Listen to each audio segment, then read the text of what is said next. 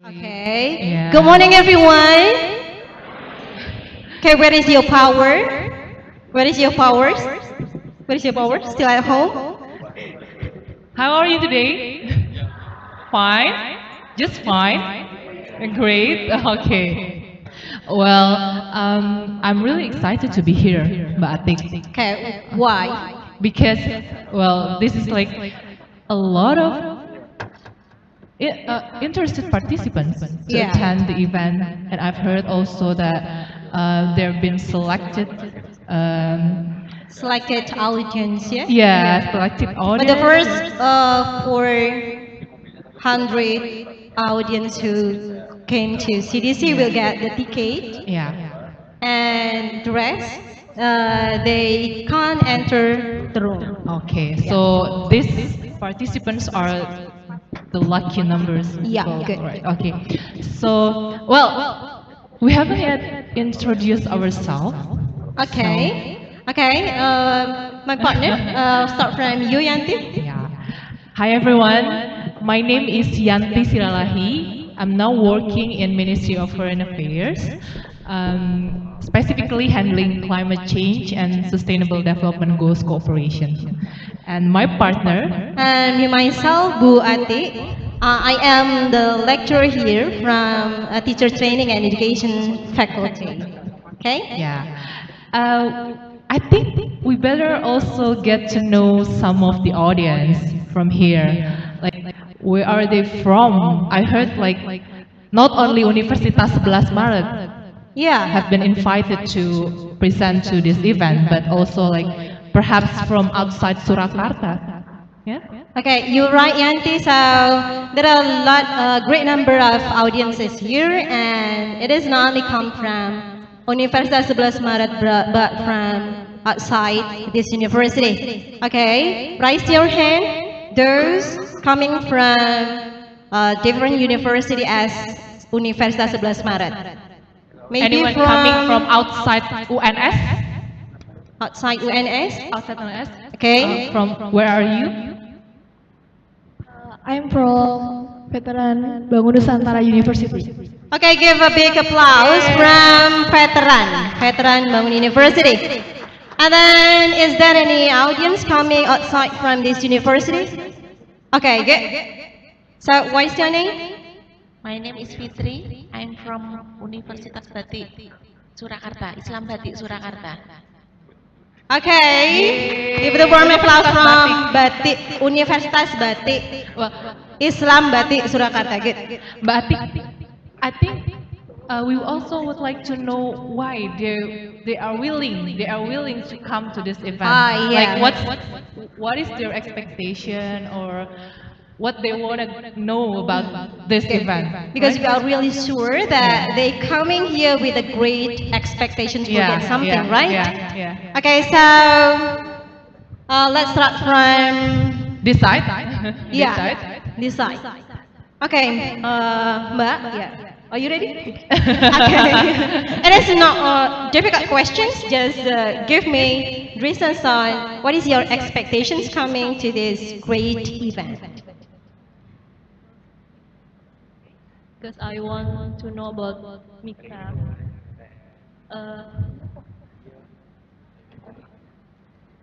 Okay, good. Because she really wants to know more about Mikta countries, Yeah. right? Yeah. Well, I also want to know more about Mikta countries.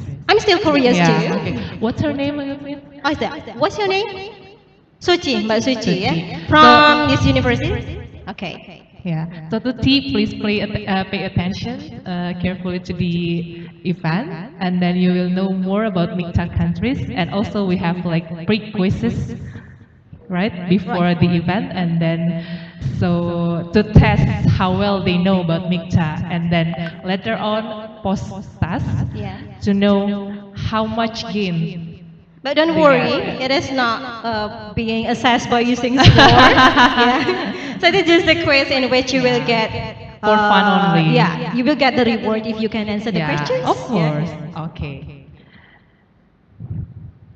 So I would like also to invite participants who are seated in the back to perhaps come forward to fill the empty seat in the second row? Yeah, would you like to move? Yeah, would you kindly like to move to the front first? The audience at back, would you like to move? Start from the third row, Shanti. Or the second Yeah. one. The second one, I guess, also second available one. now. Yeah, would you like to move to the second row? Come. Mas and Mbak? Yeah, thank you for your willingness. Get closer to the discussants and the speaker is better, I think, yeah? Mbak, would you like to move to the second row? No? Come on.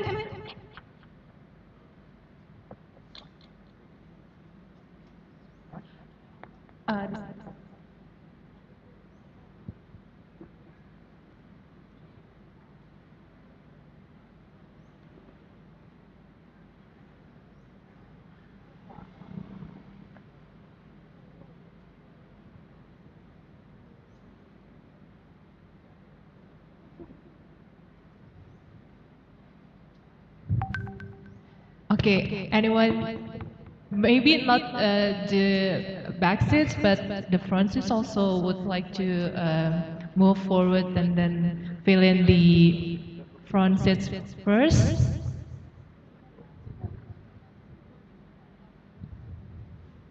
Well, while waiting for the audience's move to the front chair, I will still pass questions for the boys, yeah? The boys?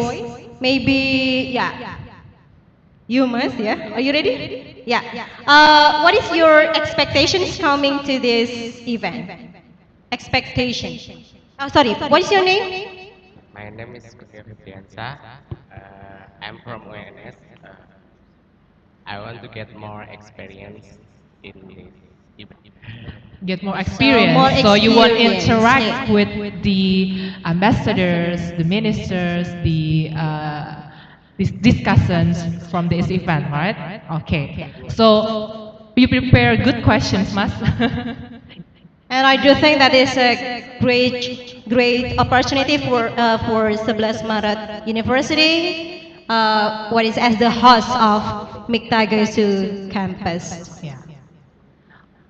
Welcome Bapak Ibu yang terhormat.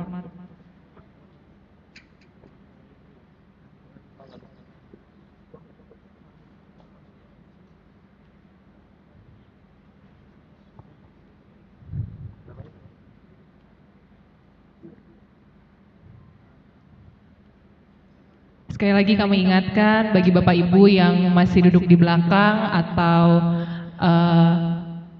baru datang untuk mengisi bagian depan terlebih dahulu. Dan juga Mas dan Mbak yang berada di belakang boleh pindah depan. Iya. Di sebelah sayap kanan masih tersedia beberapa kursi kosong yang bisa diisi.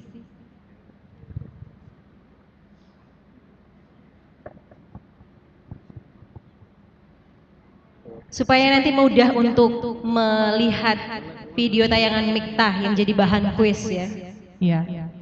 Dan juga supaya elok dilihat jika difoto ya Mbak. Iya betul. Bagian depannya nggak kosong. Bagian dari sejarah loh ya, di foto. Oh gitu. iya. As the part of this history, of course.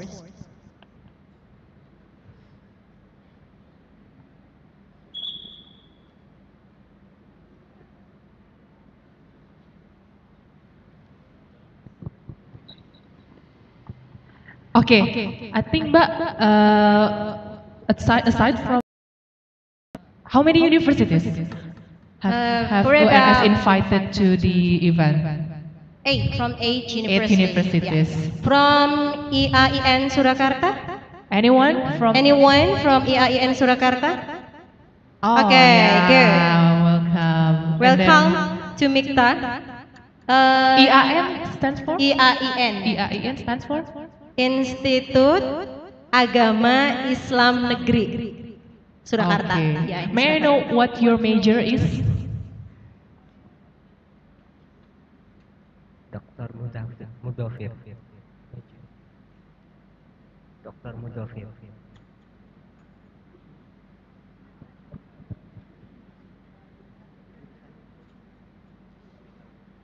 Oh, Syariah, law and economy of Syariah. Wow, Syariah. very interesting. Yeah, very interesting. Very interesting.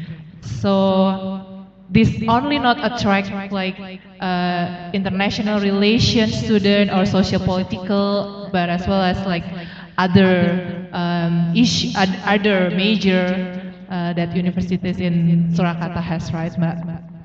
Okay. And then we still have, what is it, university outside, Universitas 11 Maret, raise your hand.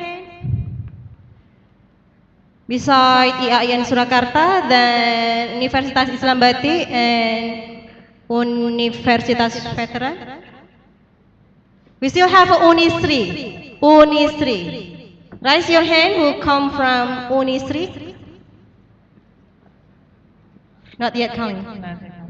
Okay.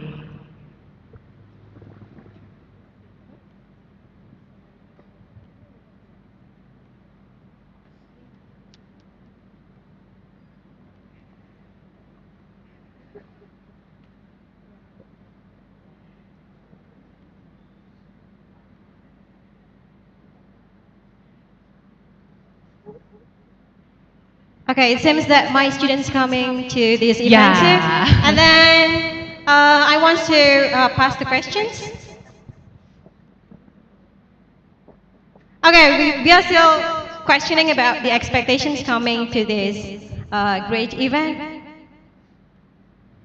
Okay, okay. You cannot deny. Yeah, But I think it's your lecturer, Mas right? Yudis, yeah. Yeah, he is the students who really interesting in this event. So, and I'm not questioning about his expectations at that time. So, in these occasions, I pass the questions. What is your expectations coming to this event, Yudis? Okay, thank you for the opportunity.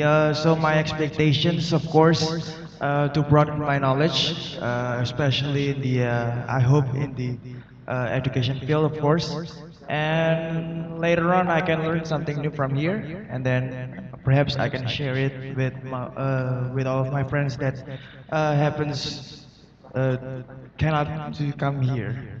That's it, I guess. Thank Okay, you. so broaden his knowledge more about Mikta.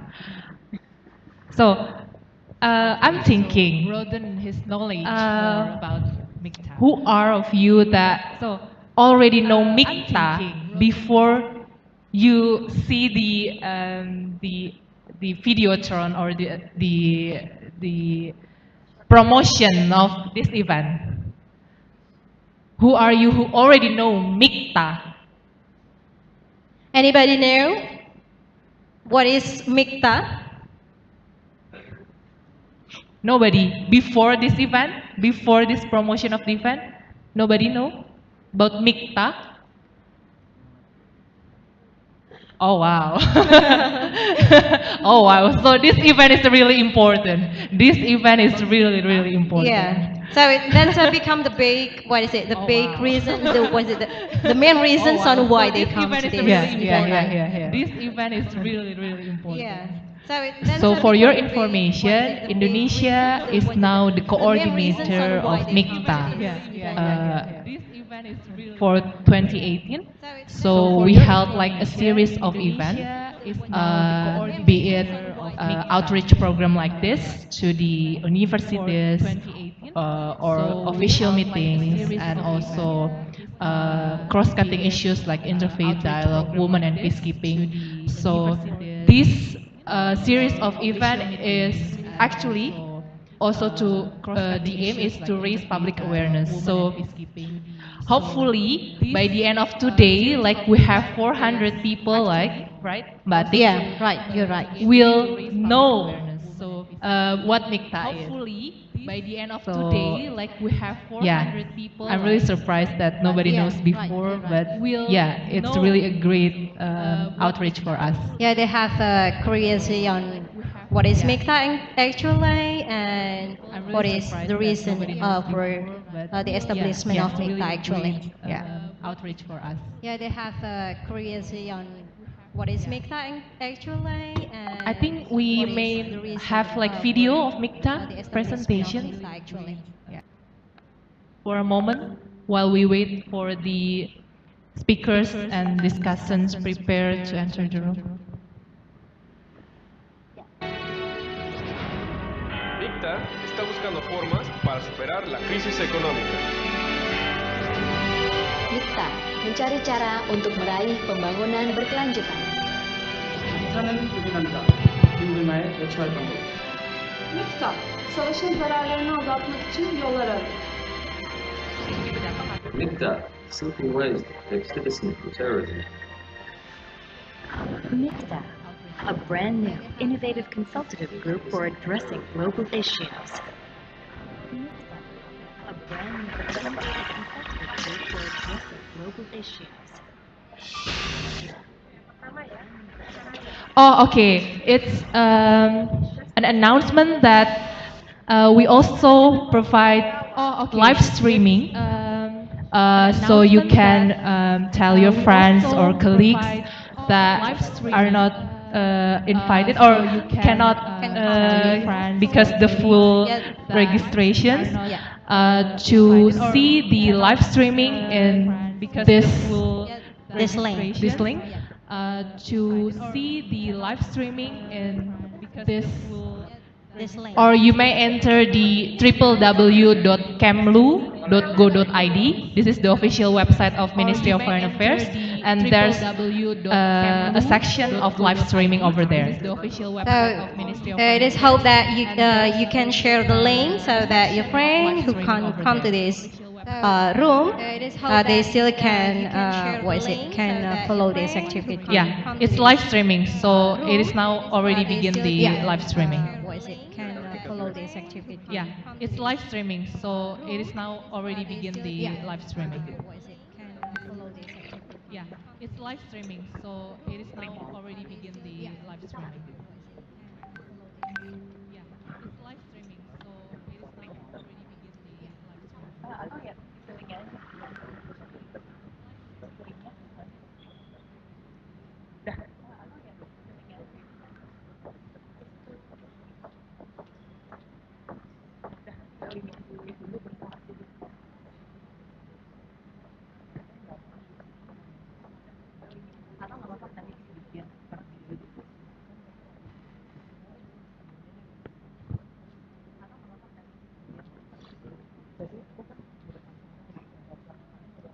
the live streaming.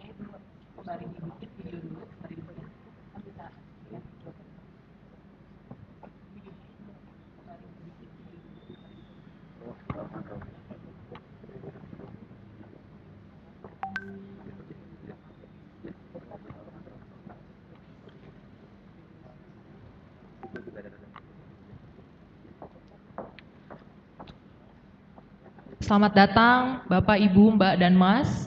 Silahkan diisi di bagian depan terlebih dahulu.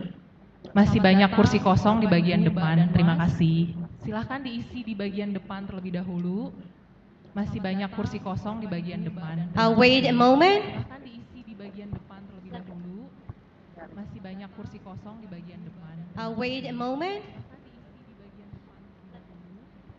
Masih banyak kursi kosong. Wait a moment.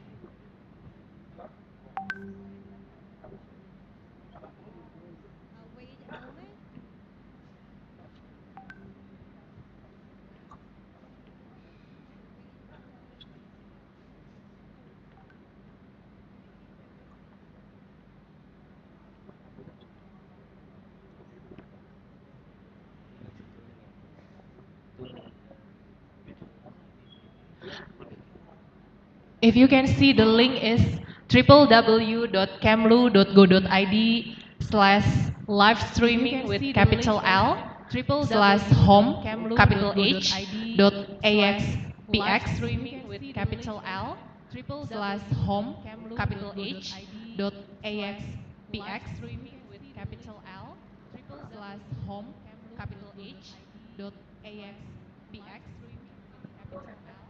Yeah, this is the link. You may take a picture of it and then we will start continue the video of Mikta. You may take a picture of everybody has take a picture or write it down of Mikta. You may take a picture of everybody has take a picture or write it down already? Okay. So we may have to start the video, Mikta. Already? Okay. So we may have to start the video, Mikta. Already? Okay. So we may have to start the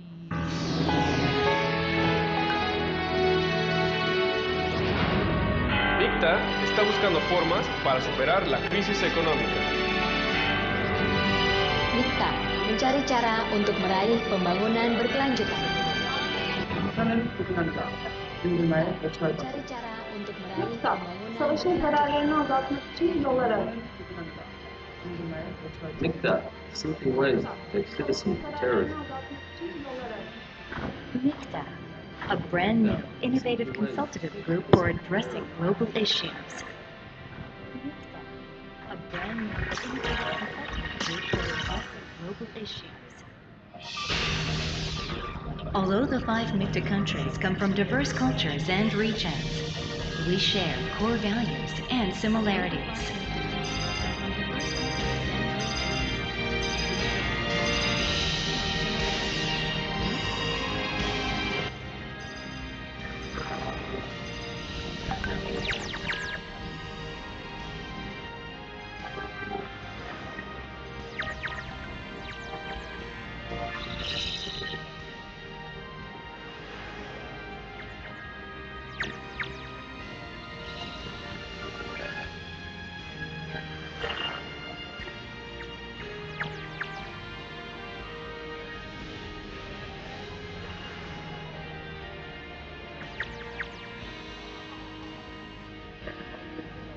Mikta is a new and innovative partnership that aims at promoting the public goods of the international community with their significant regional influence and strong commitment to addressing global issues. With their significant regional influence.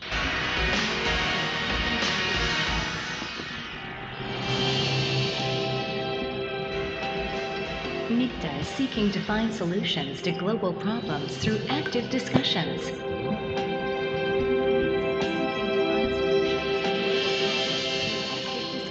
Mikta will narrow down the differences between countries and come up with creative solutions. Furthermore, Mikta will take the lead in promoting accountability in global governance.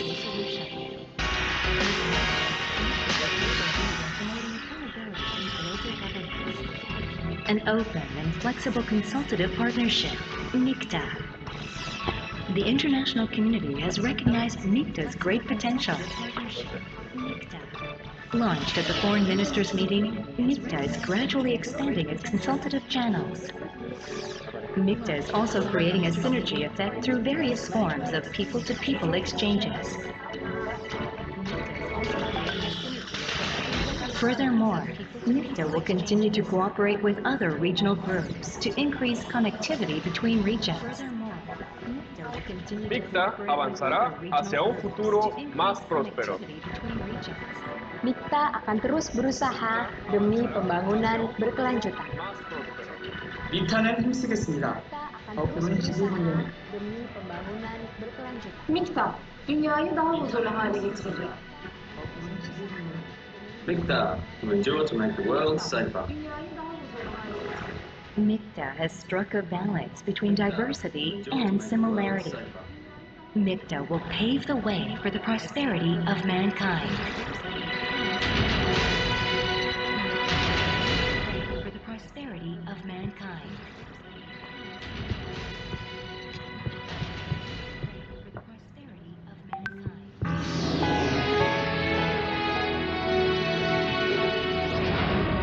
Mikta está buscando formas para superar la crisis económica. Mikta mencari cara untuk meraih pembangunan berkelanjutan. 믹타는 도전한다.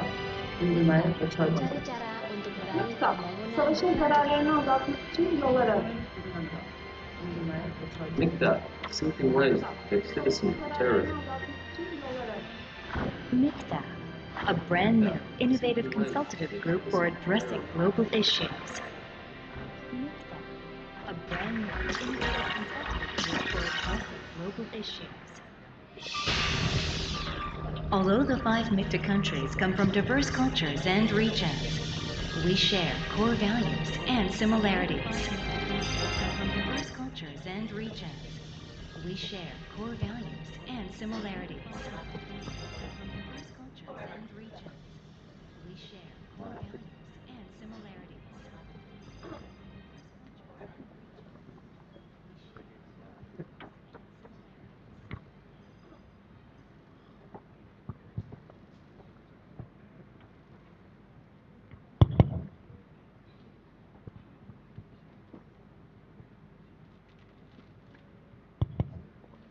Welcome, Excellencies, distinguished speaker, resource persons, ladies and gentlemen.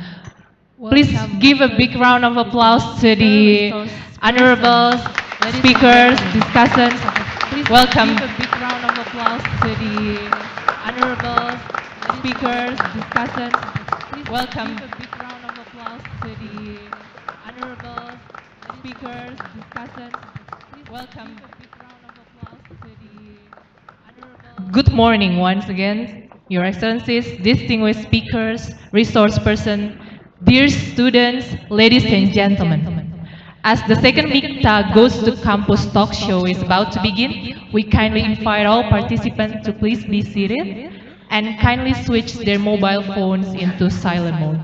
Thank you for your cooperation. Well, before we commence, we would like to invite Excellencies, distinguished speakers and resource persons, ladies and gentlemen, to kindly stand up and singing Indonesia's national anthem, Indonesia Raya.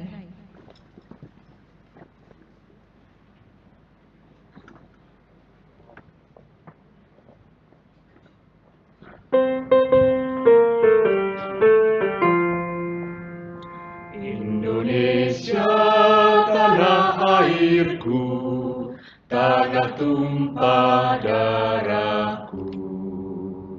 Di sanalah aku berdiri, jadi pandu ibuku. Indonesia kebangsaanku, bangsa dan tanah airku. Marilah kita berseru, Indonesia bersatu. Hiduplah tanahku, hiduplah negeriku, bangsaku, rakyatku semuanya. Bangunlah jiwanya, bangunlah badannya, untuk Indonesia Raya. Indonesia Raya, merdeka, merdeka, tanahku, negeriku yang ku cinta. Indonesia Raya, merdeka, merdeka, hiduplah Indonesia Raya. Indonesia Raya, merdeka, merdeka, tanahku, negeriku yang ku cinta. Indonesia Raya, merdeka, merdeka, hiduplah Indonesia Raya. Thank you. Please be seated. Thank you.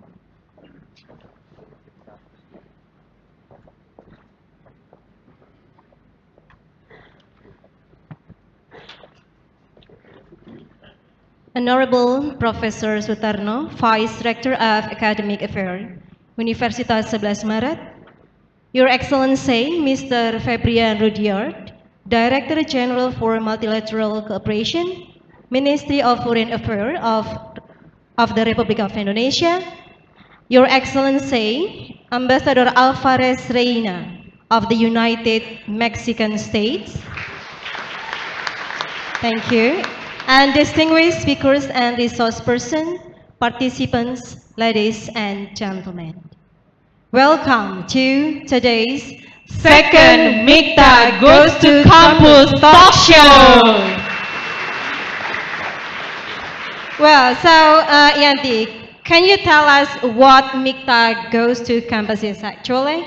Well, I'm going to give just a little bit of what Mikta Goes to Campus is because distinguished speakers and discussion over here will tell the whole comprehensive one. Yeah. So Mikta Goes to Campus is one of Mikta's outreach program under Indonesia coordinatorship, which is aimed at raising the public awareness, including universities, on what Mikta is and what it stands for. As you might be aware, that the first ever Mikta Goes to Campus was held at Universitas Indonesia on February 8, 2018. And today, we are organizing the second Mikta Goes to Campus with the level of excitement from participants like we never have before. Yeah. I'm truly to be excited to be part of this Mikta Goes to Campus. Okay.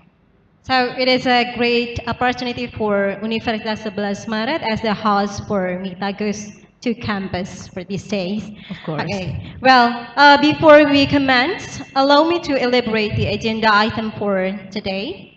So today's program will consist of the first one, opening remarks by the Vice Rector of Academic Affairs of Universitas 11 Maret and the Director General for Multilateral Cooperations, Ministry of Foreign Affairs of the Republic of Indonesia. Followed by exchange of token of appreciation and gift between Ministry of Foreign Affairs of Republic Indonesia and Universitas 11 Maret. And also, we have pre-quiz to assess how well do you know Mikta. Yes, what we have informed before. Yeah. And then the next agenda is the start of today's event. That is the talk show, second Mikta Goes to Campus. And then it is followed by post-quiz. And the next agenda, Yanti? Lastly, we would like to have insight and comments from participants. What the highlight of their takeaway from this event, and also your recommendation and input for Mikta's further cooperation. Yeah. So without further ado, I'm honored to invite Honorable Professor Sutarno, Vice Rector of Universitas 11 Maret, to deliver his opening remarks. Please give a big hand of applause to Professor Sutarno.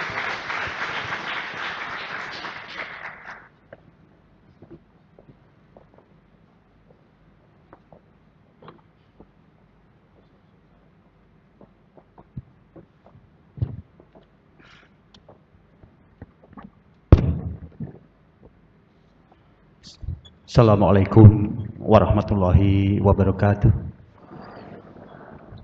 Distinguished guests, ladies and gentlemen, first and foremost, let's thank Allah, our God, for His blessing so that we are all able to join this socialization of Mikta on this meeting this morning in such a good health condition. On behalf of 11 Maret University, I would like to send my warmest regard to all attendants of this meeting this morning, especially to the Ambassador of Mexico, Mr. Armando Gonzalo Alvarez Reina. I know Alvarez is boxer there from Mexico. Also the Director General for Multilateral Cooperation, Mr. Fabian Rudiat. Thanks, sir. Also the Minister, Embassy of the Republic of Korea, Mr. Chu Yong Jeon. Thanks for your coming and joining this morning.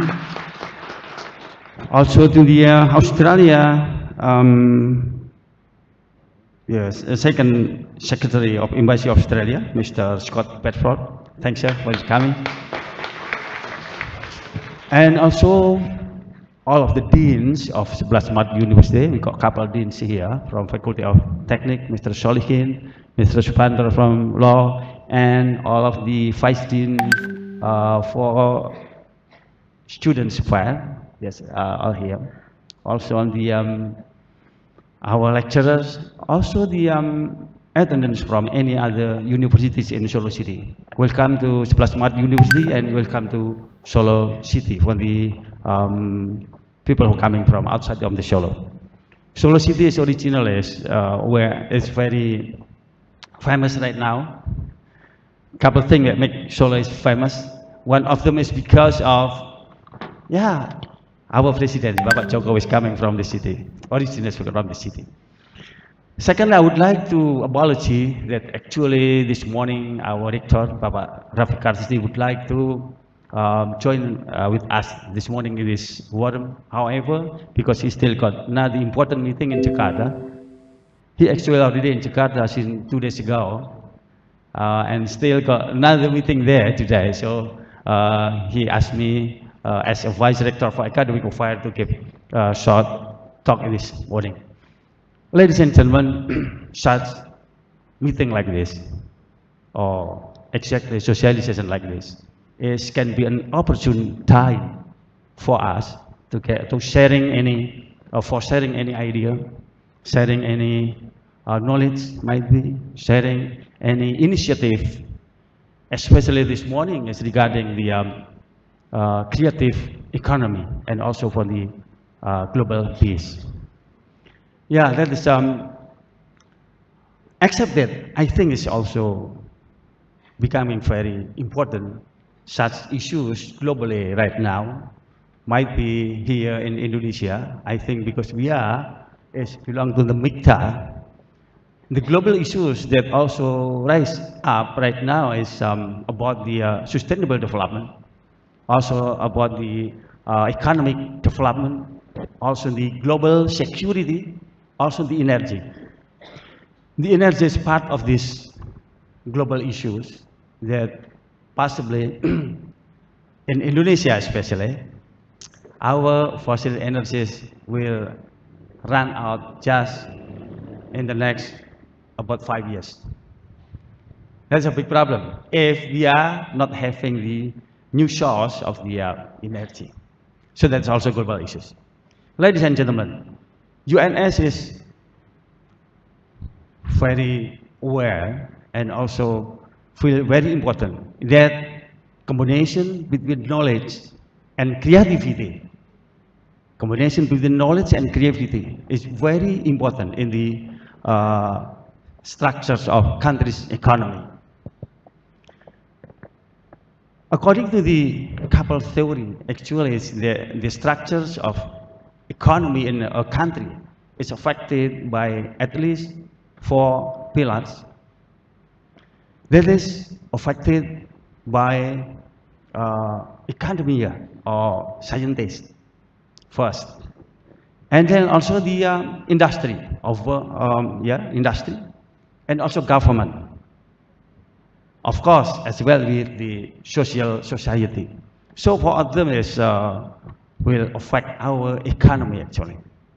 UNS also trying, and has since a couple years ago we tried to take a part in the how to encourage our staff here, our lecturers, our researchers, and also students to take part in the creating the creative economy.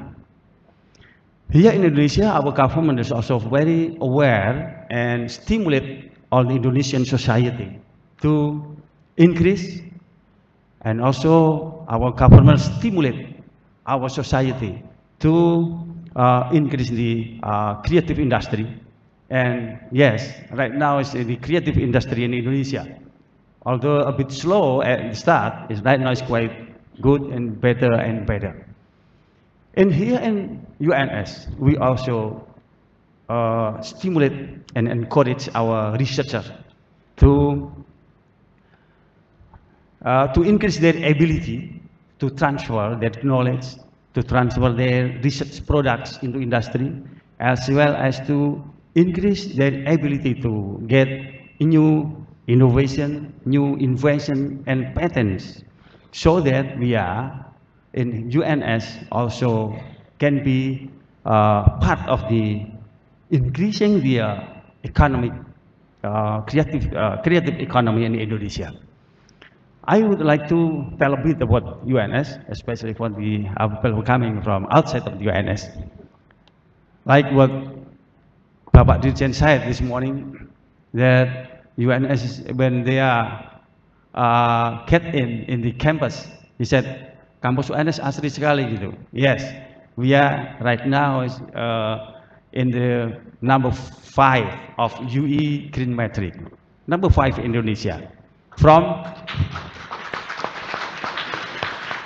you know, from 4,600 universities in Indonesia, we are ranked number 5 in terms of green metric. So that's why our campus is, yeah, I think it's very pleasant to stay here and working in this campus.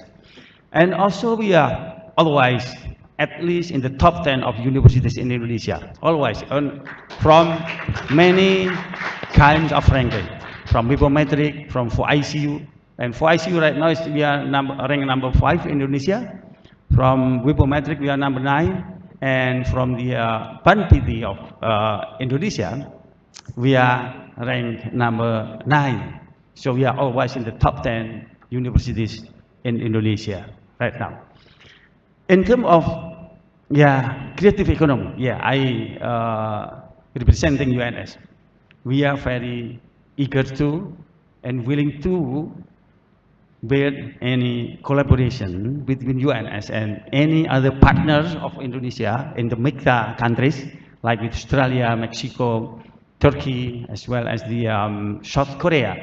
We are very eager to do the collaboration in terms of academic collaboration, such as the student exchange, or possibly the our staff exchange, as well as in the research collaboration, as well as the for that that right now we are encouraging is for increasing our international recognition.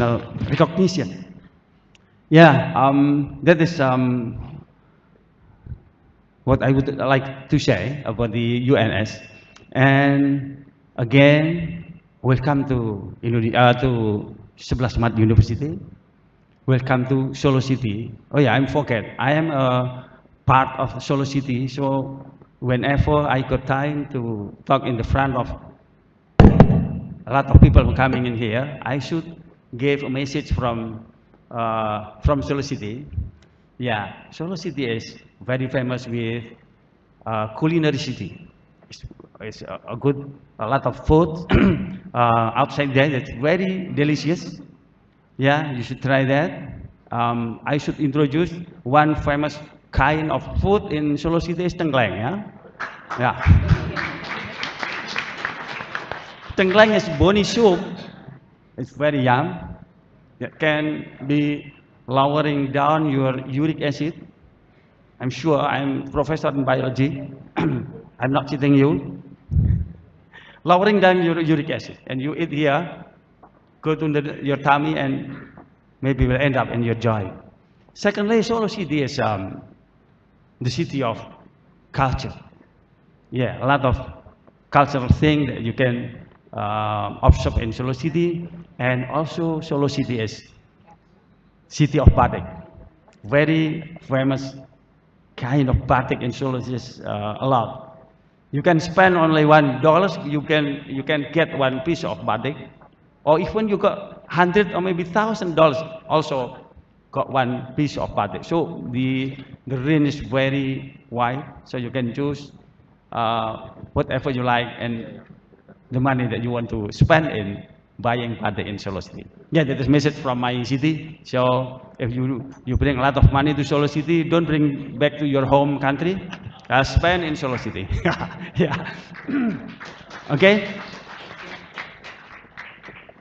Mbak, saya tadi suruh buka nggak ya, Mbak ya? Is that right? No?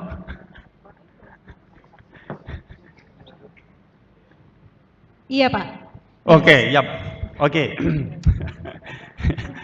Yeah, to accompany with the committee request, I would like to formally open this meeting on the socialization of Mikta, talk show Mikta goes to campus in Auditorium UNS today, this morning at 17 April of 2018. Thank you very much for your attention. Assalamualaikum warahmatullahi wabarakatuh.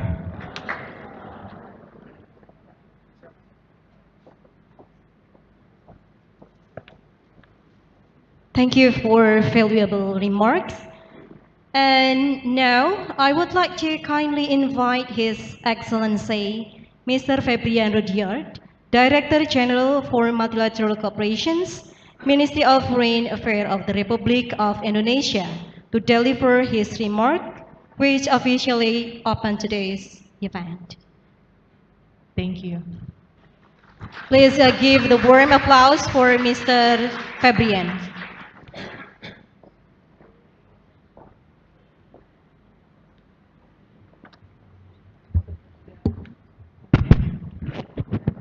Assalamualaikum warahmatullahi wabarakatuh. Selamat pagi and very good morning to all colleagues, ambassador, and colleagues from the Mikta's countries embassies. I have to admit it's very difficult to compete with Pak Professor Sutarno in delivering the speech. Pak Sutarno is very good promoter of Solo, and of course it's I think I have to be modest for myself. Bapak dan Ibu sekalian, I think first of all I would like to thank the organizer and as well the UNS Solo for being able to co-organize with us this very important, I believe it's very important gathering. This is will mark the second Mikta Goes to Campus for us, and of course the main question is what is Mikta?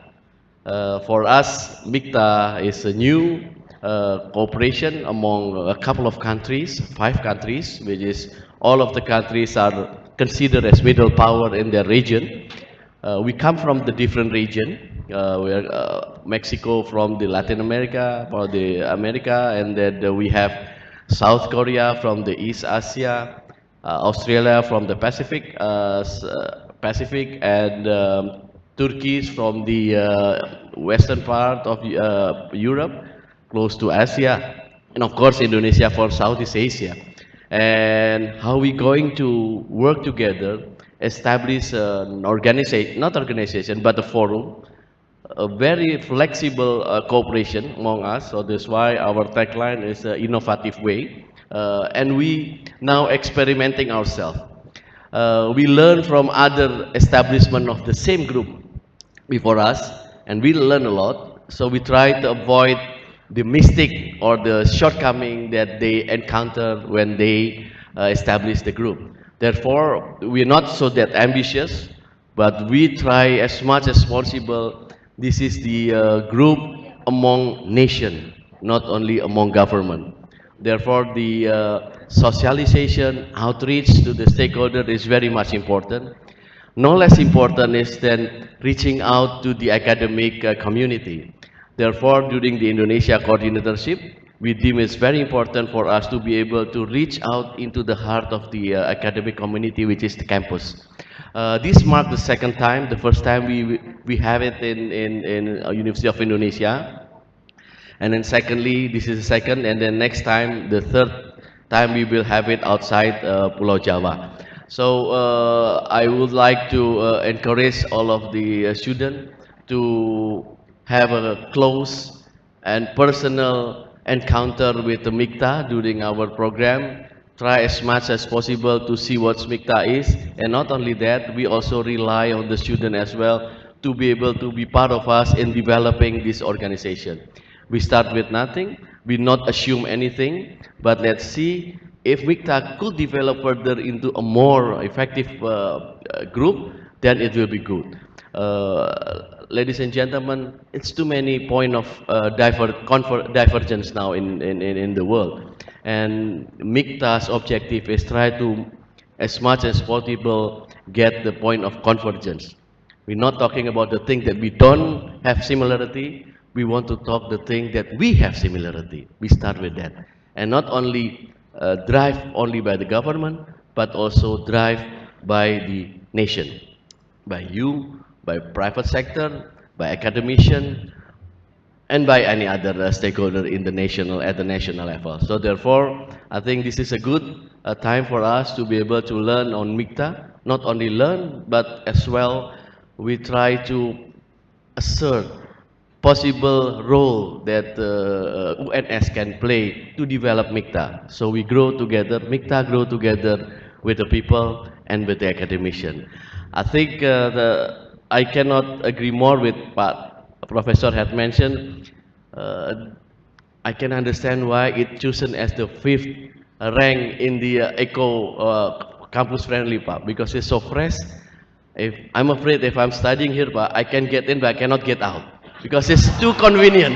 It's too convenient. So I think it's quite it's a good choice for the colleague in my Director General to choose UNS as one of our counterpart in doing the MICTA goes to campus. With that, I would like to thanks again, and of course have a nice discussion, have a nice program, and hopefully at the end of the program you have a more understanding and more attachment to the MICTA, the thing that we try to develop together. Wassalamualaikum warahmatullahi wabarakatuh. Thanks.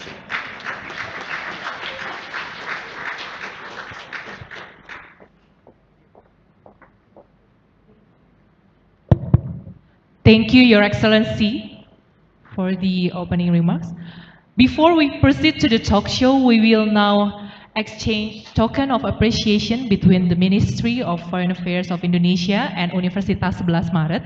I would like to invite again the Bapak Febrian Rudriat, Director General for Multilateral Cooperation, Ministry of Foreign Affairs of Indonesia, to present the token of appreciation as well as a gift to the Vice Rector of Academic of Universitas 11 Maret.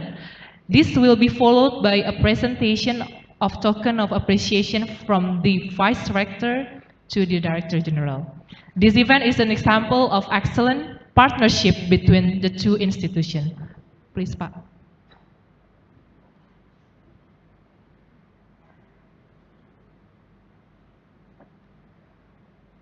The first one will be from Ministry of Foreign Affairs to the Universitas 11 Maret.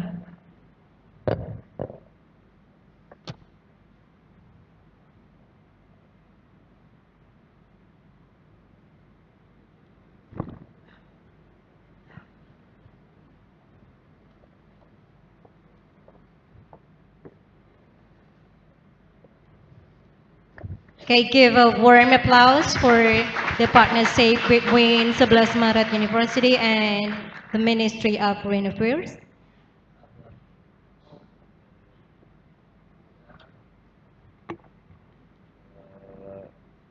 Satu lagi, Pak Profesor, ini sebagai tanda. Ini buku mengenai MICTA, Current Situation and the Way Forward. Ini buku kumpulan dari tulisan-tulisan dari negara-negara MICTA, bagaimana kita dari berbagai negara MICTA melihat MICTA ke depan.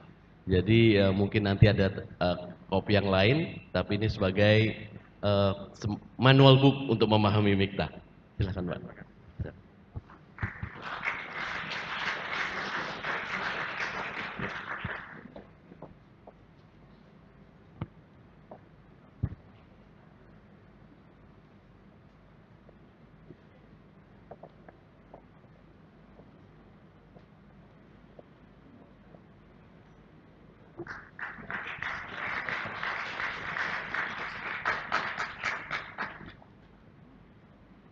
Okay, well, before returning to their seats, I would also like to kindly invite all speakers and discussants, as well as the moderator, to join the Vice Rector and the Director General for a photo session. Thank you. Please come Excellencies, Armando Gonzalo Alvarez Reina, Mr. John Jo Young from the Embassy of Republic Korea, Mr. Scott Bradford from Australia Embassy, Dr. Iwan Yahya, Associate Professor Universitas 11 Maret, Dr. Syovan Albana from Universitas Indonesia, Dr. Paramita Rahayu, to come join the speakers over here. To take a please give big round of applause for today's speakers, discussants, and moderator.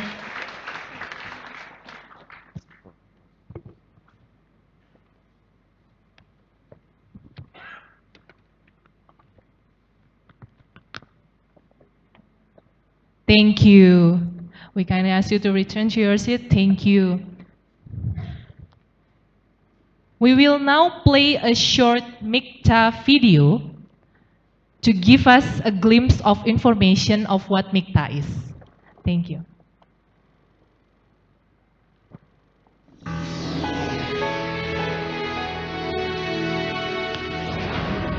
Mikta está buscando formas para superar la crisis económica. Mikta mencari cara untuk meraih pembangunan berkelanjutan. Mikta는 고민합니다. 힘듦을 대처할 방법. Mikta, savaşın zararlarını azaltmak için yollar arıyor. Mikta, seeking ways to protect citizens from terrorism. Mikta, a brand new, innovative consultative group for addressing global issues.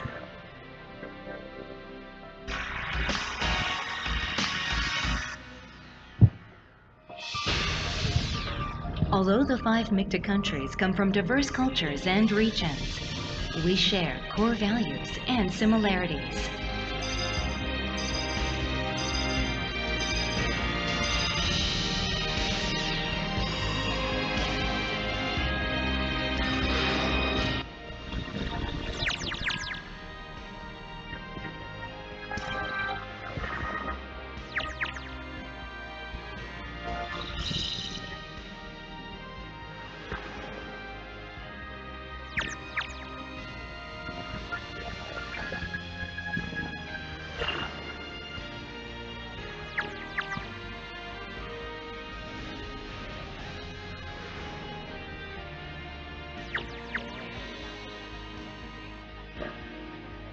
Mikta is a new and innovative partnership that aims at promoting the public goods of the international community with their significant regional influence and strong commitment to addressing global issues.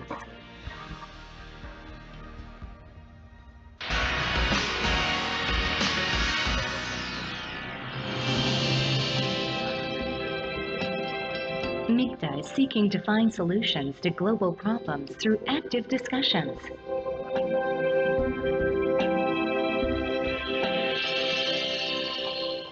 Mikta will narrow down the differences between countries and come up with creative solutions. Furthermore, Mikta will take the lead in promoting accountability in global governance.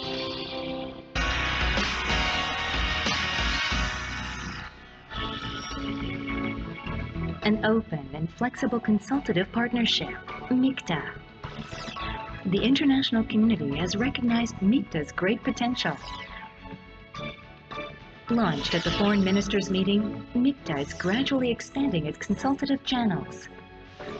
Mikta is also creating a synergy effect through various forms of people-to-people exchanges. Furthermore, Mikta will continue to cooperate with other regional groups to increase connectivity between regions. Mikta avanzará hacia un futuro más próspero. Mikta akan terus berusaha demi pembangunan berkelanjutan. mikta는 힘쓰겠습니다. 앞으로는 지구 환경을 Mikta, dünyayı daha huzurlu hale getirecek. Mikta will endure to make the world safer. Mikta has struck a balance between diversity and similarity. Mikta will pave the way for the prosperity of mankind.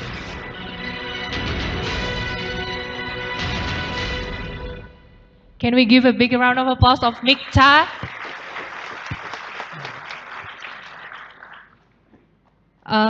We also would like to announce that this today's event is live streamed through this link.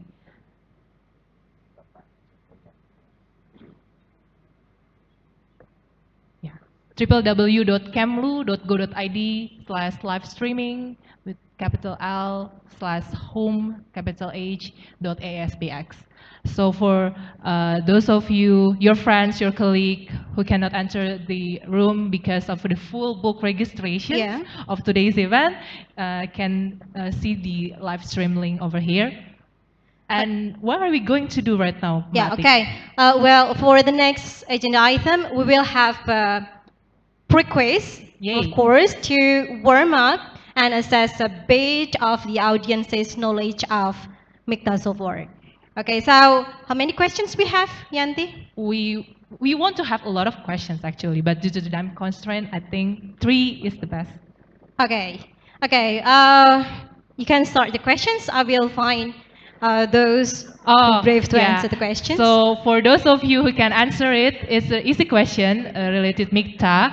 Raise your hand and say your name, your institutions, and then your answer. So the first question, be ready.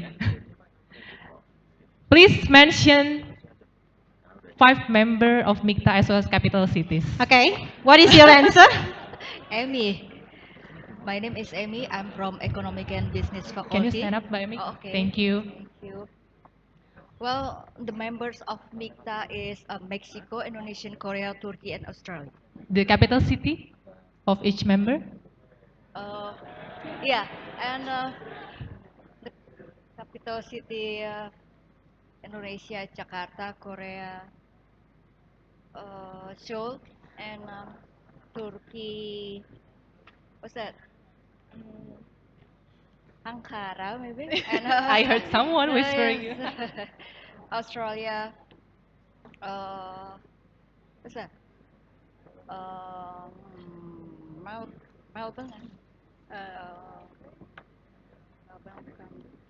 Wrong. Oh no.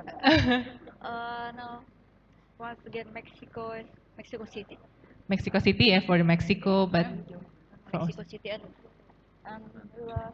Australia maybe Canberra. yeah. Okay. Yay, Mbak Emi. Congrats. Mbak Emi, can you come forward here and wait for the other 2? Sorry, miss, are you lecturer or students?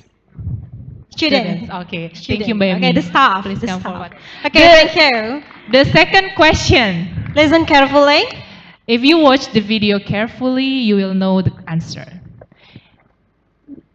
Year Mikta was established. Raise your hand. Year. Your name, please.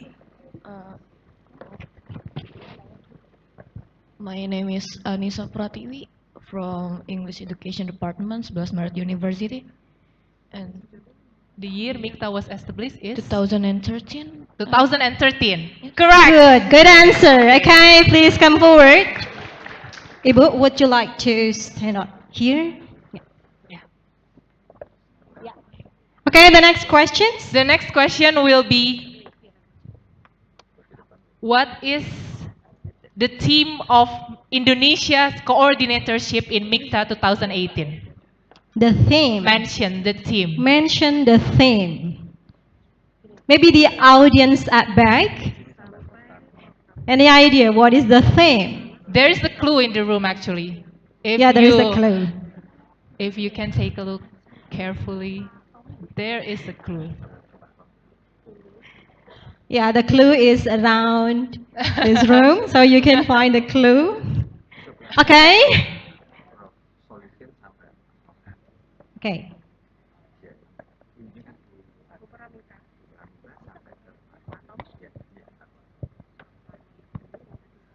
My name is Fauzia Kumalasari. I'm from UNS. I think about the sustainable development that from Indonesia thing. So the answer is Almost sustainable correct, but, development. It's a specific theme actually. Yeah, the Anyone specific know? theme. So, okay, good.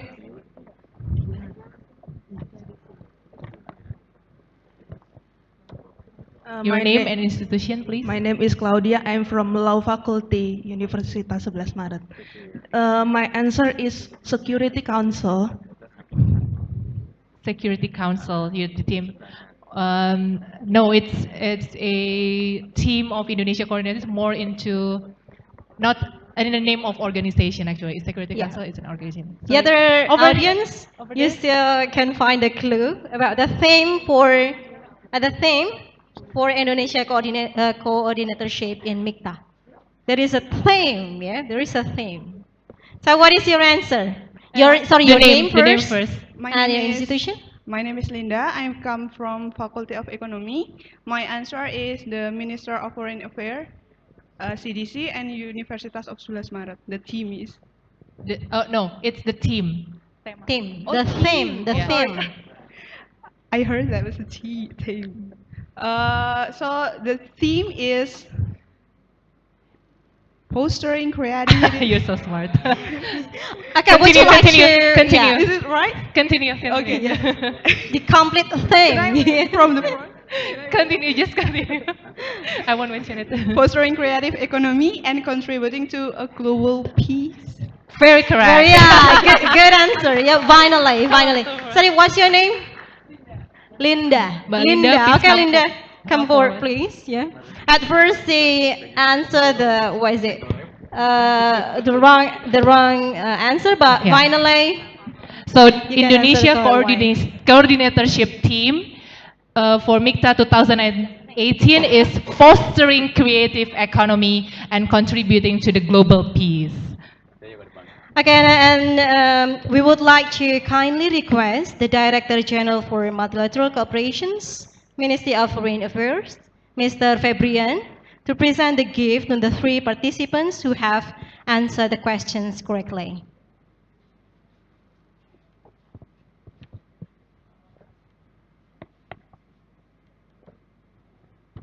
Please give a big round of applause for three persons who answered correctly the pre-quiz.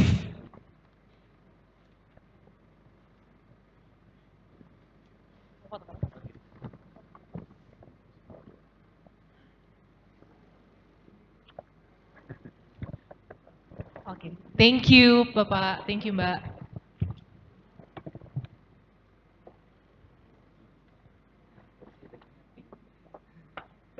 Excellencies, distinguished guests, speakers, participants, ladies and gentlemen, we have now arrived to the main event, which is the talk show with our four honorable speakers and two discussants.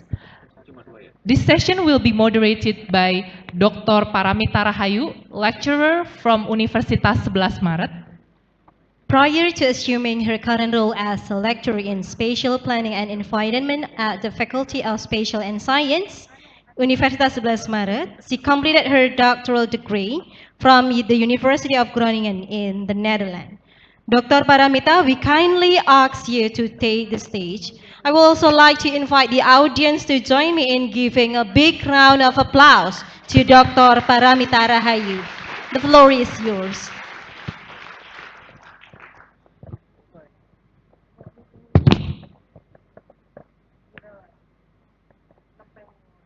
Assalamualaikum warahmatullahi wabarakatuh. First of all, I would like to welcome all our distinguished guests and speakers. Thank you very much for coming to our beautiful campus, Universitas 11 Maret UNS in Surakarta. The topic of our talk show today will be Mikta Goes to Campus. So it's about a socialization of Mikta, an outreach program to bring Mikta closer to the public, especially academics and young generations. So before we start with our discussions, I will provide a very short, brief and general introductions about Mikta, as I myself want to know more about Mikta during our talk show. As mentioned, Mikta is grouping of countries made of Mexico, Indonesia, Korea, Turkey, and Australia. It is initiated by Mexico back in 2013, followed by enthusiasm of Australia and Korea, and then Indonesia and Turkey. So it's been 5 years now. However, we have to admit that we don't know much, especially academics and young generations, what Mikta is about. That's the reason why we all gathering here, to know more about Mikta. So, as a brief picture, Mikta is an informal cooperation of 5 countries, 5 very diverse countries. They are geographically diverse, they are ethnically diverse, they also have their own historical background and narratives. They are dominated by also different religions.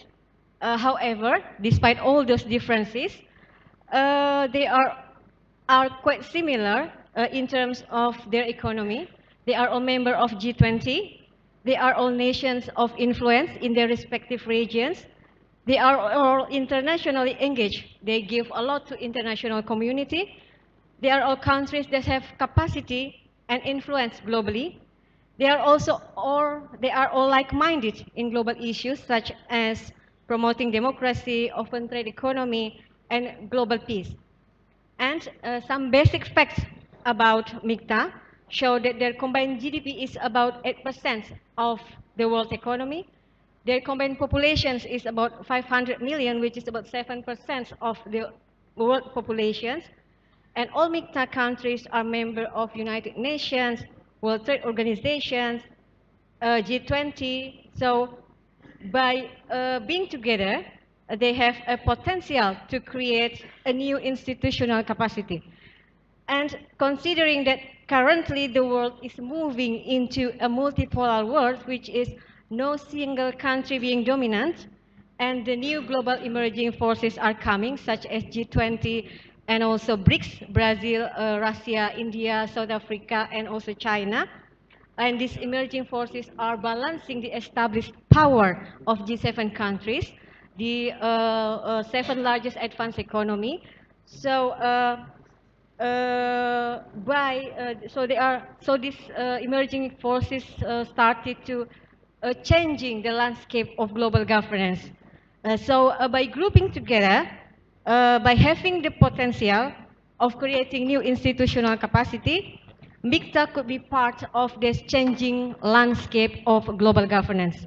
And also MICTA could be involved more in many global issues such as global peace, global sustainable development, and global economy. So I think let's just start our discussions. There's a very brief introduction from me. Our discussion will have two sessions. The first sessions will be about what is MICTA currently. And the second sessions about the future of MICTA. And in between that sessions, we have Q&A sessions. And after the second session, we also have Q&A sessions. And this session of discussion will last about 45 minutes. So we will end the whole discussion about on 11:30. So I would like to invite all of our distinguished speakers in discussions. Our first speaker is Mr. Armando Alvarez Gonzalez Reina, His Excellency, Ambassador of Mexico to Indonesia.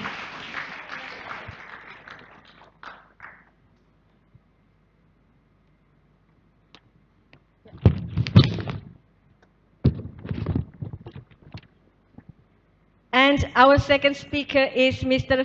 Febrian Alfianto Rudiat from Indonesia, Director General of Multilateral Cooperation, Ministry of Foreign Affairs. Please, Pak Febrian. And our second speaker is Mr. Jo Young Jun from Republic of Korea, the Minister at Embassy of the Republic of Korea in Indonesia.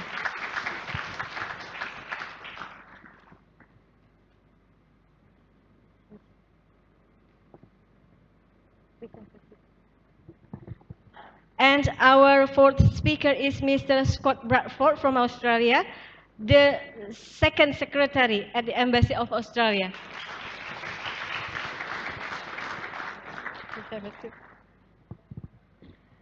And our discussant is Dr. Sofwan Albana Khoirzad, Head of Undergraduate Program, Department of International Relations, the Faculty of Social and Political Science, Universitas Indonesia. And last but not least, our discussant, Dr. Associate Professor Iwan Yahya, lecturer at the Faculty of Mathematics and Natural Sciences, Universitas 11 Maret. Paling. Oh, salah urutannya. Iya tuh keren.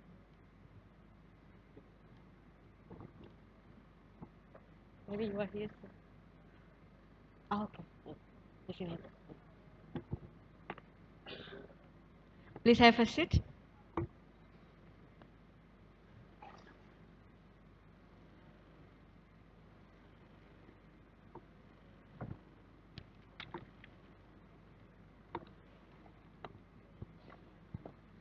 So let's start our discussion today.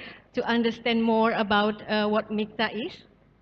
And as our audience is from very diverse background, from Faculty of Law, Medicine, and also Faculty of Arts and Design, my opening question will be, how the best way to explain what Mikta is to common people or young generations or academics who do not have any background knowledge, for example, in international relations, how to explain it in very efficient way. Maybe we could start with Mr. Armando Alvarez. What is the best way to explain Mikta to common people?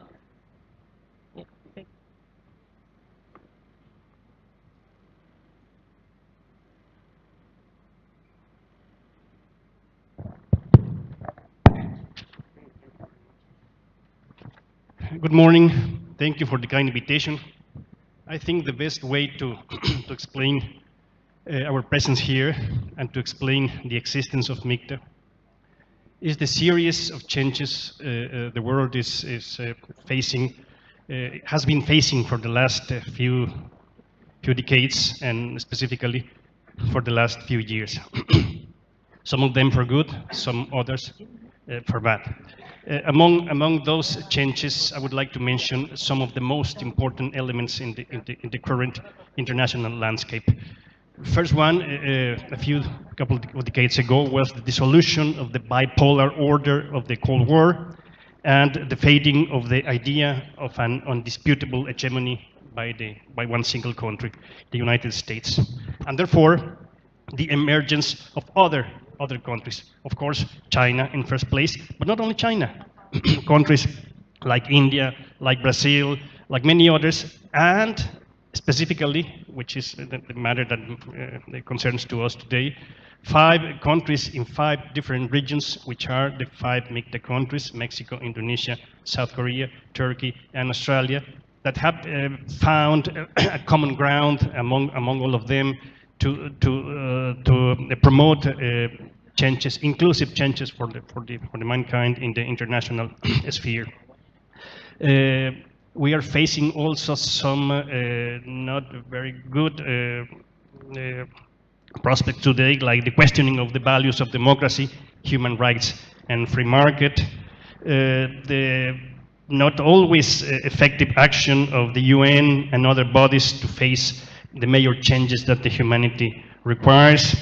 The rise of regionalism and the fragmentation of global governance, the growing presence of non-state actors in international relations, the rise of challenges in practically every continent, like terrorism, like pandemics, like climate change, and human displacement. We have been witnessing human displacements practically in every continent.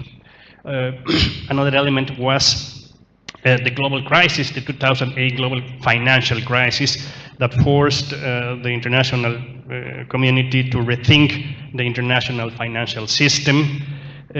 One more unfortunate event is the increase in xenophobia and racism in some developed countries. The rebirth of nationalism with attacks on multilateralism, and sometimes the revanchism of great powers invoking real or imaginary grievances. As you can see, not all of them phenomena that have been occurring lately are auspicious for the mankind. So we need the emergence of new positions, of new constructive vision, and Mikta is precisely that.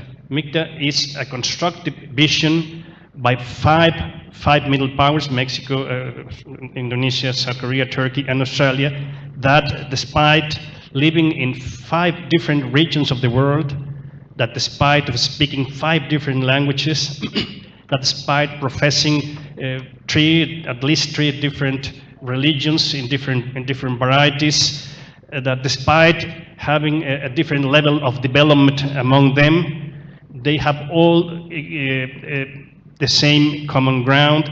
They see the world in a very similar manner, and they pursue the same goals in the in the international arena. Among them, of course, is an inclusive development, the preservation and strengthening of democracy, the achievement of a sustainable development, as the motto for Indonesia this year says, and the respect of the human rights of all people. Our 5 countries believe in those values, and they are working in the international arena to preserve those values and to make a better world for the whole humanity. Thank you. So the world order is changing, and the problem of the world is getting more complicated. So non-state actors' involvement are getting more important to be involved in such a changing world order. And maybe Pak Rudiat could provide some answer too. Thank you very much, Ibu moderator. If the best way to, I know that Mikta is a new animal, and not everybody know what kind of animal is Mikta, and it is the $1 million question. So if I have to explain what Mikta is, if you think that Mikta is like ASEAN, it is not. If you think Mikta is like APEC, it is not. So Mikta is a partnership. It's not necessarily organization, but it's partnership. Artinya adalah kemitraan. So in terms of partnership, we have a very flexible partnership. When Mikta first established, it was this decision by the leaders of the foreign minister of the 5 countries. And at that time, we think that as a country, as a group of country, 5 group of country, we think something that what can we be doing together. Therefore, I think Mikta have a different approach compared with the other organization of the other partnership that we have now so far. In terms that Mikta is more bottom-up approach. So how we going to develop Mikta is very much depend on how the necessity emerge in every country. For example, in the issue of sustainable development, all of these Mikta members are committed to sustainable development. Why don't we talk? Why don't we cooperate in sustainable development? That's one thing. And then, for example, all of the Mikta country is concerned with the good governance in international politics.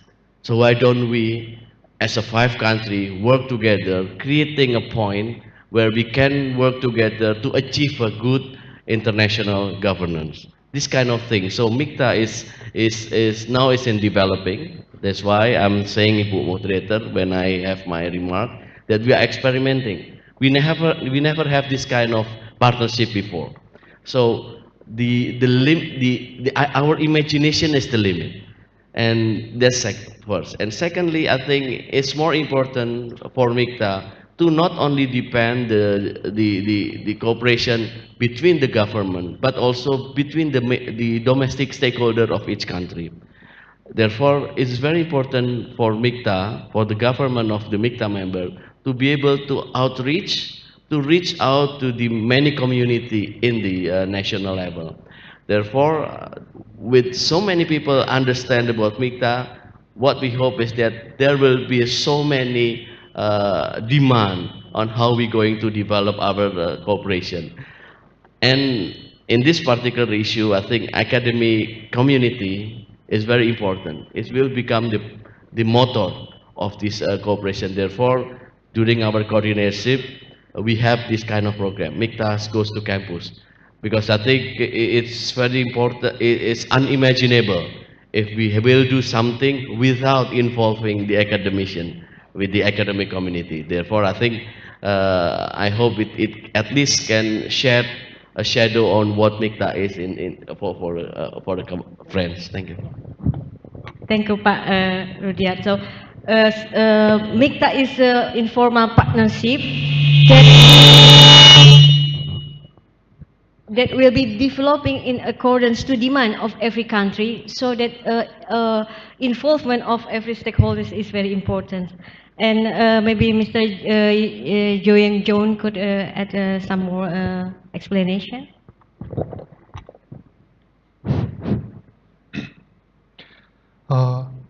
As explained in the former sessions, as you know, Mikta is a group of 5 countries, and also is evolving characters. So it's not too early to define what the Mikta is. We can say that Mikta is a liberal democracies of similar-sized economies with shared global and regional interest. Although located in different regions, it has been continuously accumulate its outcomes. I will approach to a perspective of outcomes what the Mikta is. Mikta vision statement in May 2015 and guidelines on the works and activities of Mikta in December 2017 provided a basis of institutional framework and the diverse types of arrangement such as foreign ministers meeting, senior officials meeting, G20 Sherpa meeting, and others, including parliamentary speakers' constitutional consultation and defense talks.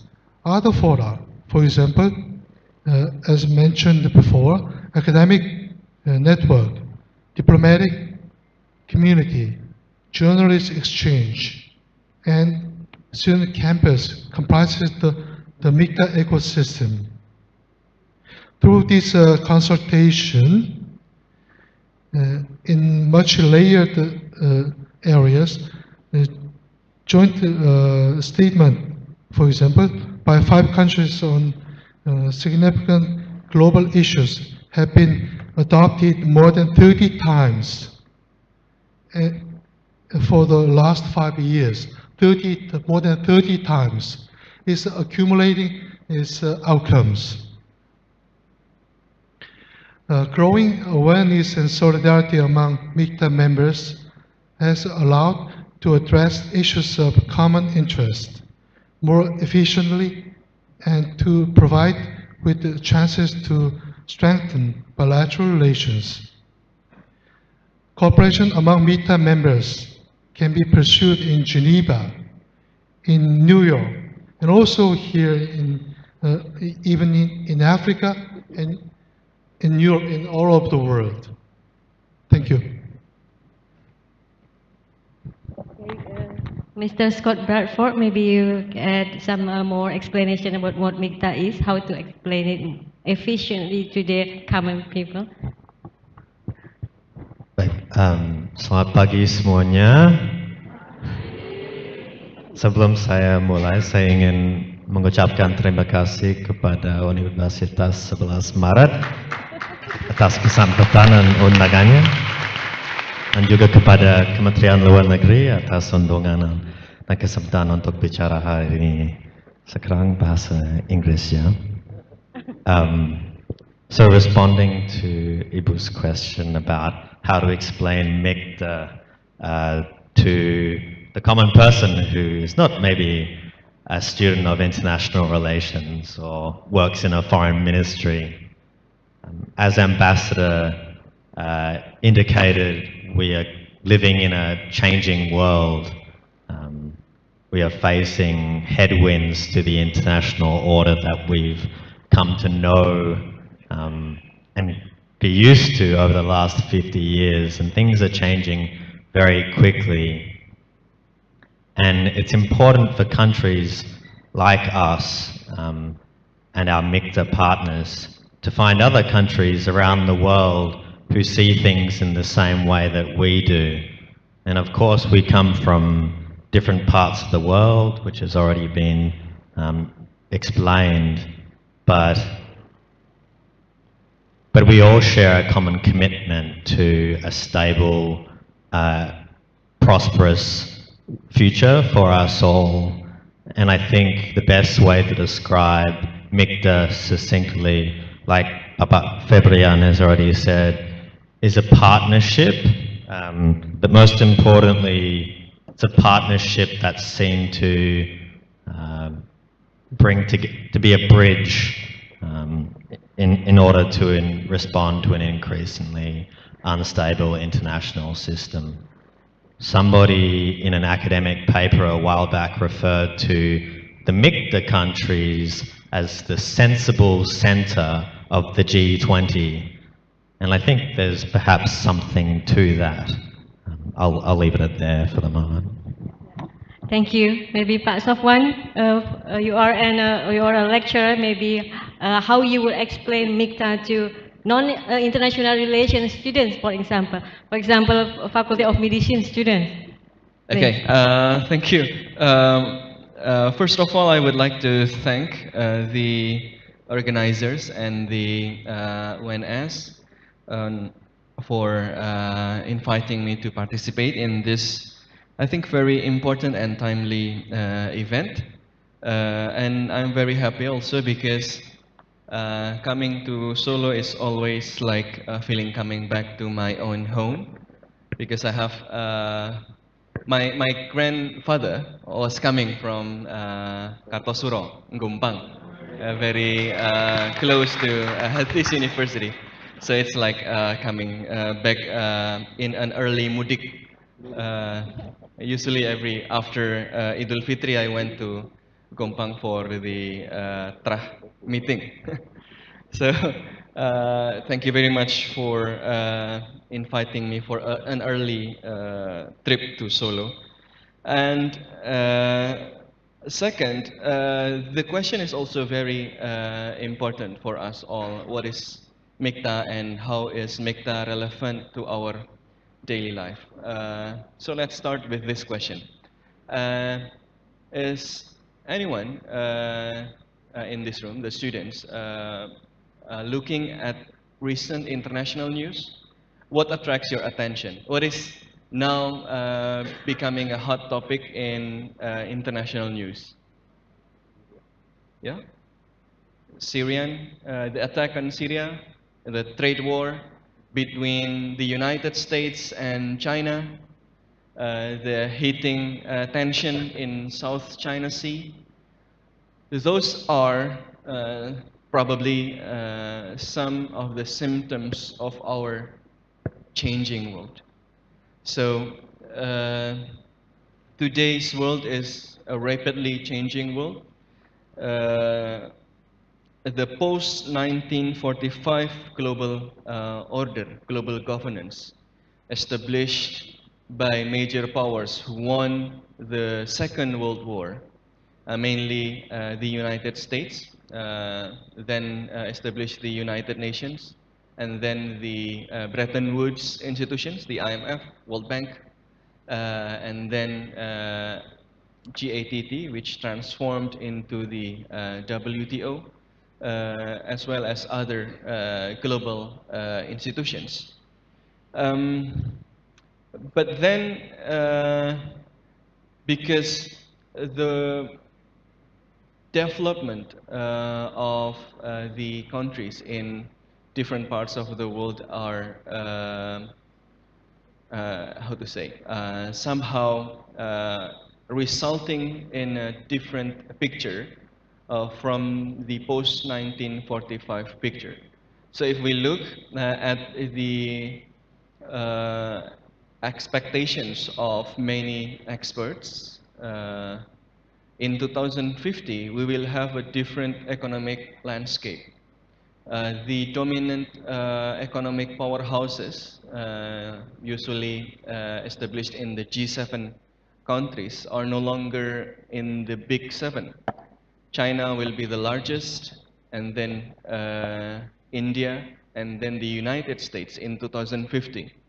Indonesia will be on the fourth if we look at the GDP in the purchasing power parity.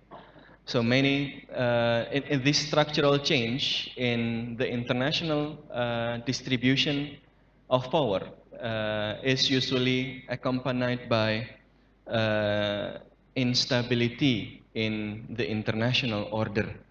So if we learn from the experience from the World War I, the World War I was started because of the failure of the concert of Europe. The second, and the crumbling of the gold standard, which is the global governance in the monetary and financial sector at that time.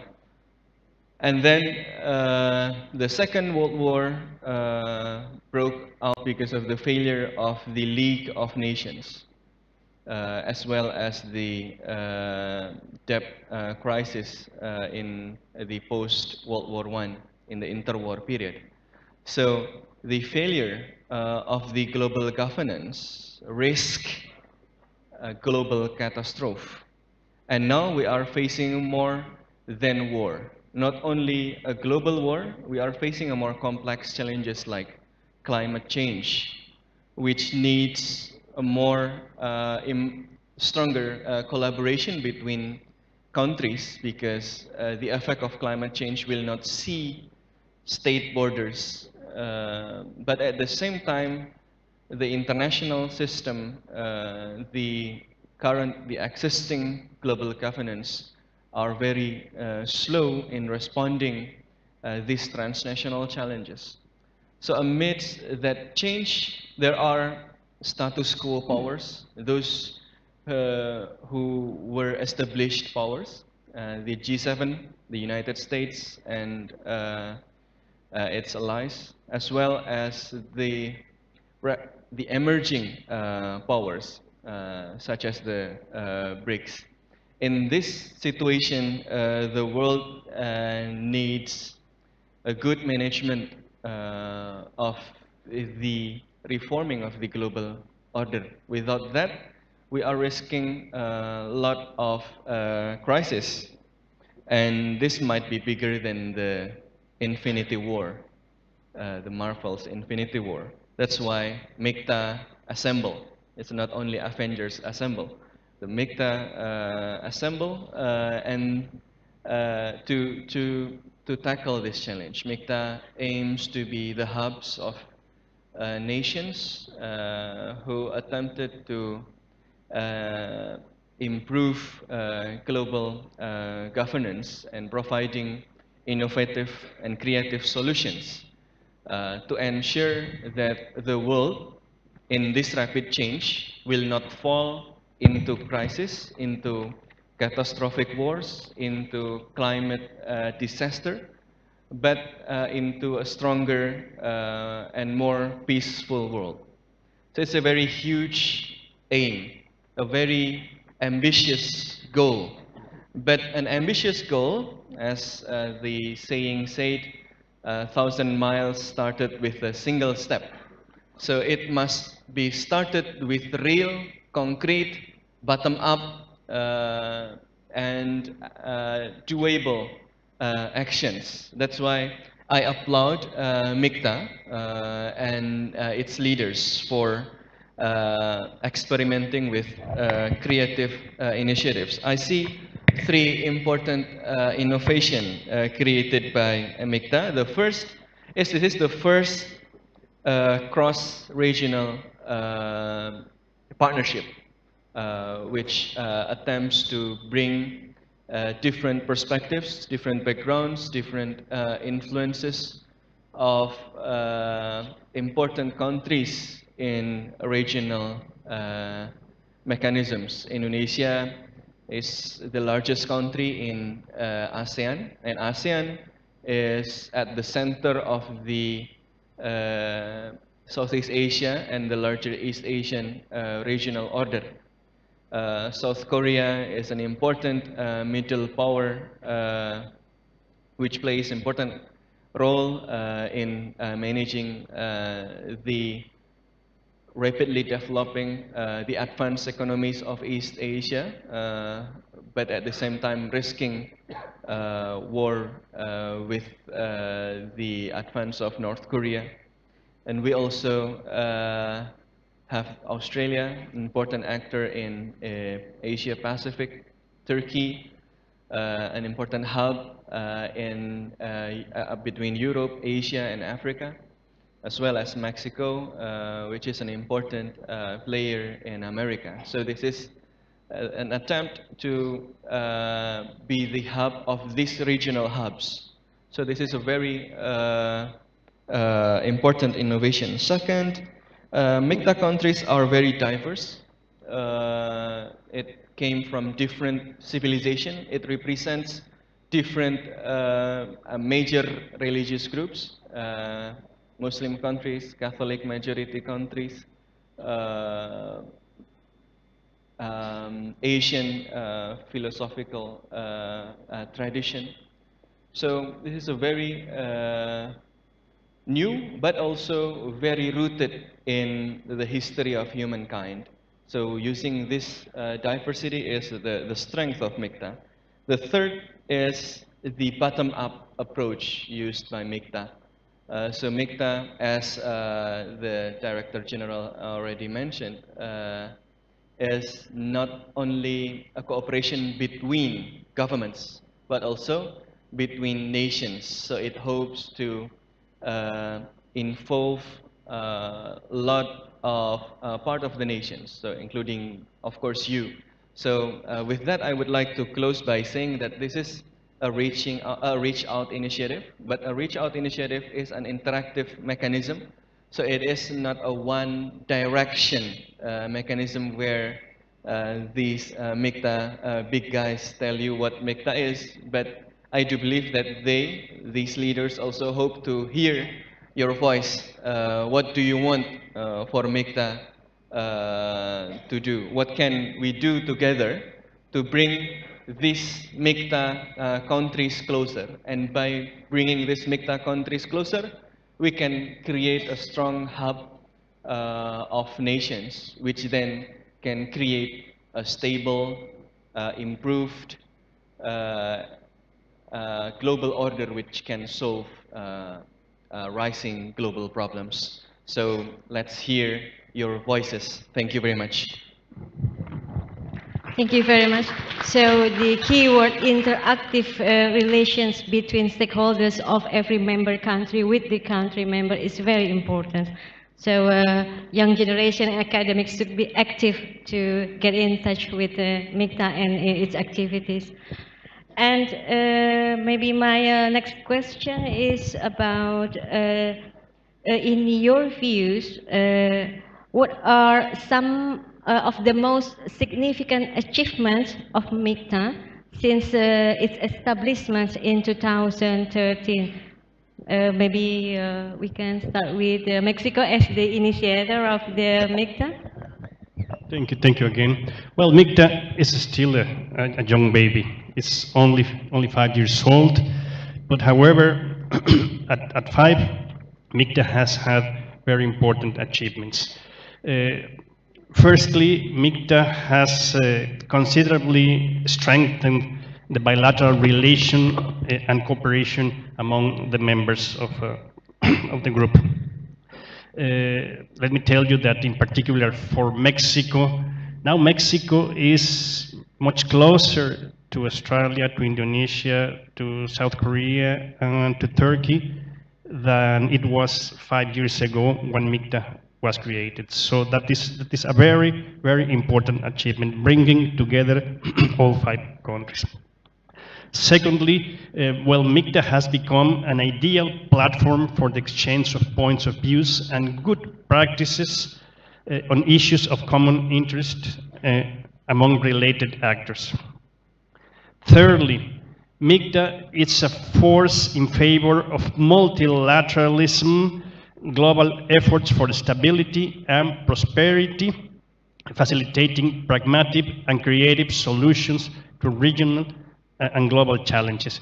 In a time when multilateralism is questioned by different nations and different facts, Mikta is supporting the importance of multilateralism in current international relations.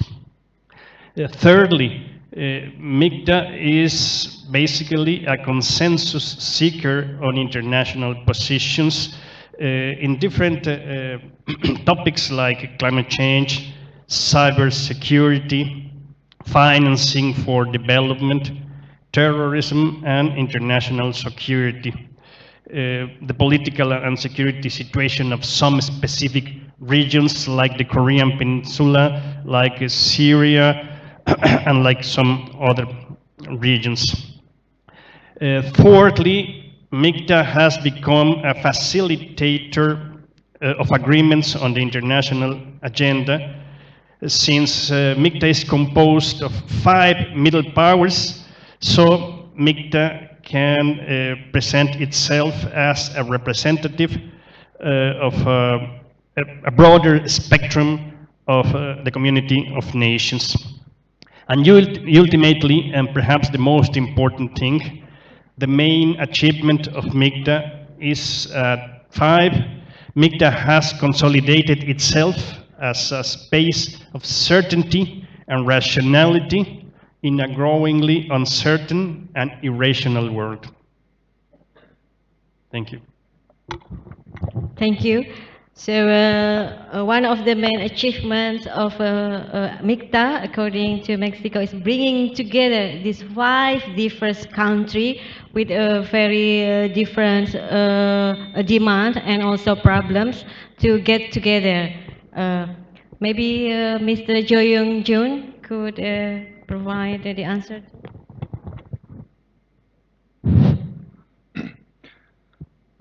To my perspective, Mikta has been quite useful in launch initiatives and implementing global governance reform. Since the Mikta members have a significant level of economic power and influence in their own region, Mikta has played a role of an agenda setter and assumed a constructive role on the global stage. Our joint efforts for building norms, developing guidelines, sharing best practices, and forging collective responses have accumulated positive impacts in many areas of our interest, such as the issues of security environments of Korean Peninsula and trade in the global arena. With Mikta, can efficiently garner support for our interests and secure partners in diplomatic stage.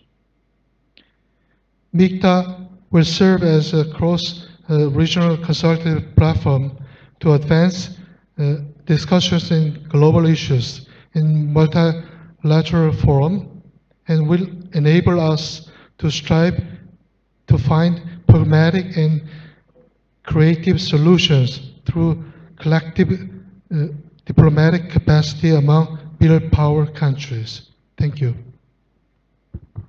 Okay. Thank you.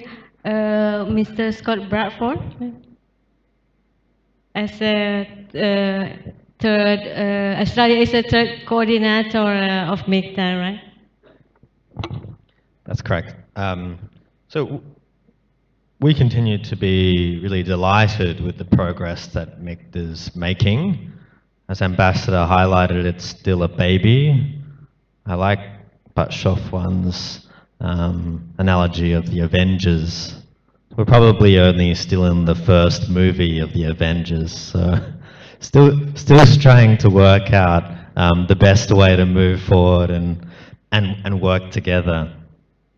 But I think there's a range of benefits for Mikta, for us across different levels.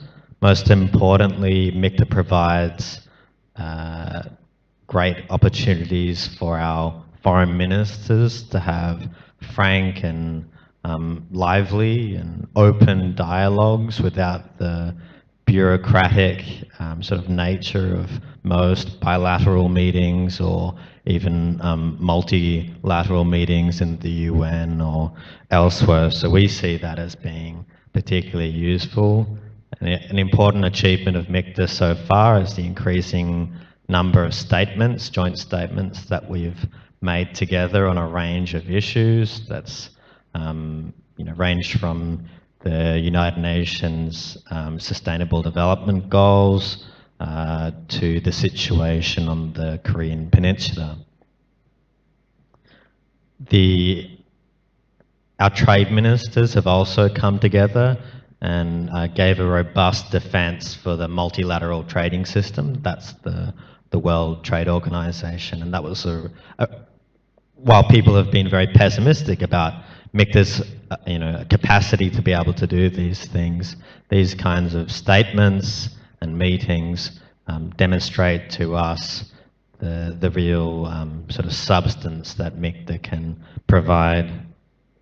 In addition to that, we've also been really happy to see how MICTA countries have worked together in non-MICTA countries. So our missions in Geneva, as Pat John was mentioning earlier, our missions in Geneva have worked together and held a series of informal seminars on topics like intellectual property, e-commerce, and investment. And it really seems to have done a fair bit. They were attended by the World Trade Organization Director General Azevedo, and really demonstrated to the respective trading blocs in the WTO that countries from very diverse economic backgrounds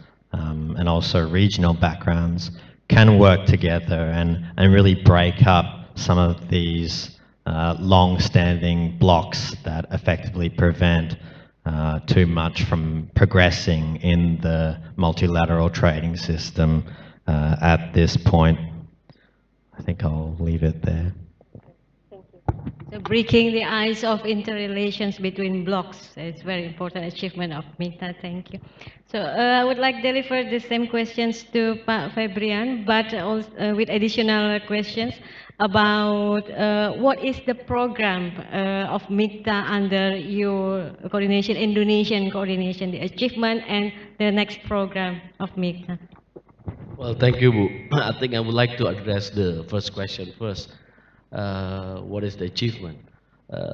Achievement is a big word for the Mikta, which is still 5 years old. If we compare to the life of the children, it's only balita. Yeah. And then it means when you balita, if you be able to stand up and walk at least 10 steps, you are considered an achievement. But what we had in Mikta, in fact, if we want to see the achievement, if by having 5 years time of our existence, we have so many things, it means that it's not achievement, but equipped. We've been equipped by so many instruments in Mikta, which enable us to move even further for the development. For example, we already have a Mikta vision statement. If you understand the existence of a Mikta as a partnership, vision statement is important. It's how the leader will envisage what will be the next or the future of Mikta will be. So mission statement, I think can be considered as the achievement. It's not really achievement that we get something, but rather than we've been equipped with the instrument that we'll be able to develop. And secondly, we also have the agreement on the 7 core of priorities. 7 core of priorities you can see in the book of Mikta. It's the agreement among the foreign minister. What will be the priorities? The core priorities will be achieved, will be pursued by Mikta in its establishment. And last but not least is we be able to create the so-called Mikta guidelines. Mikta guidelines is tell you how this partnership should be conducted. So it's in terms of instrument to be able for Mikta to get up and running as a partnership, we had everything. And then secondly, Mikta also have successfully established the so-called Mikta Innovation Group, for example. It's under the Australia coordinatorship during that time. It's a group where the innovator can have their platform of cooperation. So it's supposed to be the engine for creative economy, though, Pak Scott, I think. And secondly, we also have a Mikta academic network. So it's a network among the academicians in the Mikta. Maybe my friend will be able to explain later on how if, well, the possibility of UNS to become one of the member of the Mikta academic network, for example. It's, it's the acknowledgement of Mikta about the importance of how academic community again could take a significant role in the development of Mikta. And not less, we also have a Mikta diplomatic community. In every part of the world, well, the Mikta embassies, Mikta country embassies is represented. Have a gathering on the Mikta's member in every part of the world. So, following our approach of the bottom-up approach, we expected that our embassy in the every part of the world can be able to identify what kind of cooperation that can be partnering together in achieving this. That's for the first question. So it's more not achievement, but we be able to have equipment, full instrument for us to be able to working as a partnership forum. And secondly, what will be Indonesia do? As a theme of our coordinatorship is fostering creative economy and contributing to global peace. Of course, there are two issues. First is creative economy, and secondly is creating global peace. Fostering economy, why we choose this is based on the fact that creative economy now become one of the alternative sources for economic drivers. So it's more like informal economic, but it supplement or it's could complement the more formal and capital driven type of economy. And this for us is no less important because in Indonesia we just find out that creative economy has contributed no less than 7.3% for the economic growth in Indonesia. And it employs or involves at least 16 million people. So it's really quite a significant type of economy where we can develop together, and we will seek cooperation among the Miktas country. With I believe all of them have at least some capability in the creative economy to be able to working this and mainstreaming the issue of is about the global peace. In global peace, we talk about many things. For us, for Mikta countries, I think we are like-minded country. We think that the global peace is a necessary requirement for us to be able to develop, to create or to bring welfare to our people. So by contributing to global peace through, for example, cooperation in counterterrorism activities, peacekeeping operation, how for us be able to creating the conducive situation for the world to be able to create a peace, I think it's very important. So this is why the reason why in our coordinatorship we will use these two themes as our main program for the next 1 year. Thank you. So it's very interesting. So one of the main target of Mikta under Indonesian coordinatorship is support the formal economy and mainstreaming the formal economy at the global level. I think that's a very interesting and quite creative, innovative approach. And related to our discussions with young generations and academics, could you explain how the program will reach out to the young academics and young generations more in more specific program? Yeah. Thank you. Yeah, for Yes, Pak Febrian. our first entry point is through Mikta Goes to Campus. That's one thing. And secondly, there will be a series of seminar. There will be a series of workshop and exhibition with showcasing the issue of creative economy. Of course, we expected that university can participate and a student of university can participated as well. So there will be a series of activities until the end of the year. For example, in Jakarta, we're going to have a Mikta Startup Fest. It's a festival for the creative economy. We work together with Bekraf, Badan Ekonomi Kreatif. And last but not least, in November this year, Indonesia will host the first ever World Conference on Creative Economy. And I think by having this World Conference, it will bring the issue of a creative economy at the global level. And we are very much expected that all of Mikta member can be the motor for this World Conference of Creative Economy. There will be a mixture participation, government and private sector, and of course academician. And of course, in due time, I think I will invite all of those student or university to be able to participate in the World Conference of Creative Economy that we will host it with Bekraf. Thank you. Thank you very much.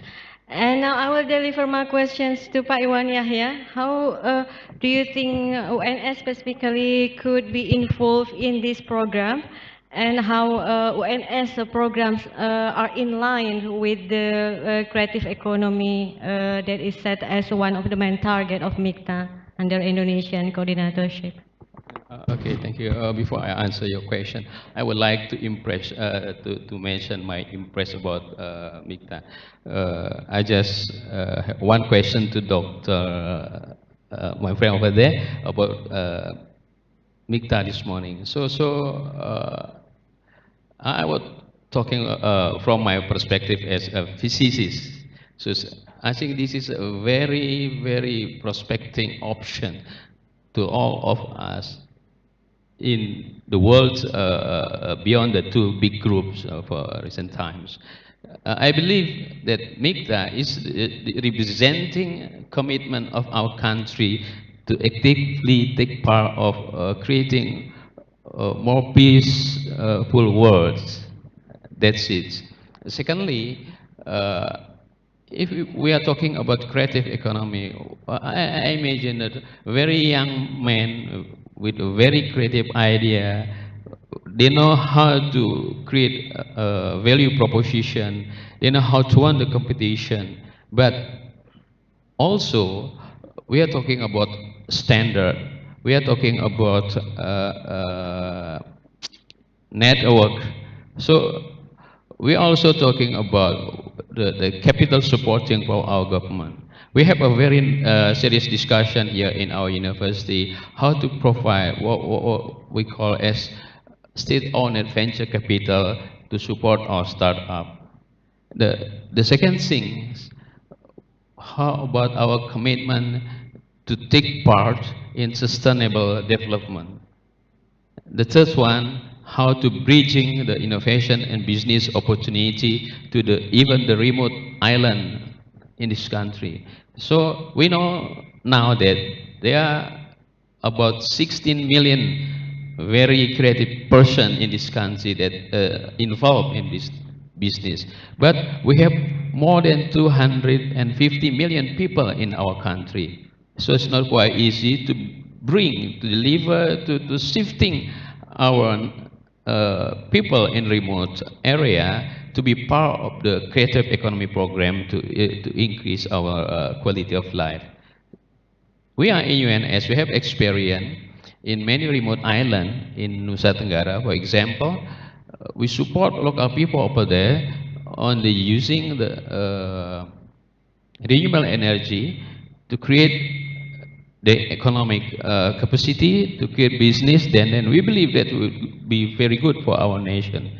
So university can do a very effective part on this in this goal. The first one, to make sure that our students have a very strong logic, very strong thinking. If we have a very strong logic, we can understand what is the truth in a very wise way. But that is not enough. If you have a very strong logic, but you don't know how to propose value proposition, you cannot win the business, because you have nothing to say to the market. The third one is to have very strong attitude how to achieve a target. So 11 Maret University has what we call as our academic culture. The first one is achievement orientation. So this is very important for young men, young people for all country, to have competitiveness, to have a strong knowledge, to have the way to propose, so we can see, we can understand competition is very important. Then according to our university perspective, we believe that all university in Indonesia can do the best effort to be part of this partnership. I think that's my answer.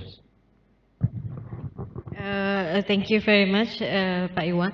I think we can now open Q&A sessions. Maybe 3 or 4 questions. Any one of you who would like to ask questions, you may raise your hand, mention your name and your institutions, and please be brief and precise with your questions.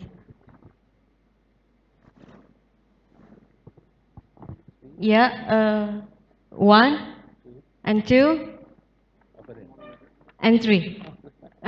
Yeah, over there. 3. Okay. Please, the first question.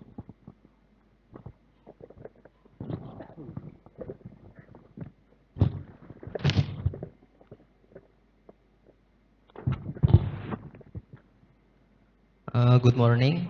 My name is Wildan Rafiq from 11 Maret University. I have one question. Why Mikta just consists of Mexico, Indonesia, South Korea, Turkey, and Australia? There's a same vision, so this country make a partnership or another thing? Thank you.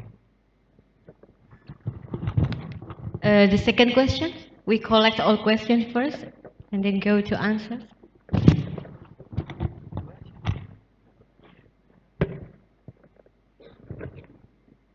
My name is Stephanie Lubis. I'm from Agriculture Department of University, 11 Maret University. As we know that Mikta is a partnership of 5 countries to make a solution of or answer of this changing world. And we know that Mikta made seminars or talk shows and agreements or make a fest in Jakarta later. What I want to ask is, does Mikta make a social activity that can us as a student join that? Thank you. And third questions.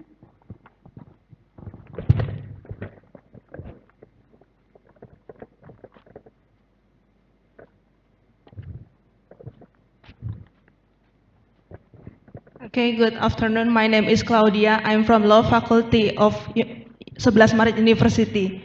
My question is, it was mentioned that between Mikta countries has a bilateral agreement in trade. My question is Mikta have like a free trade between Mikta countries or just a bilateral agreement between Mikta countries only?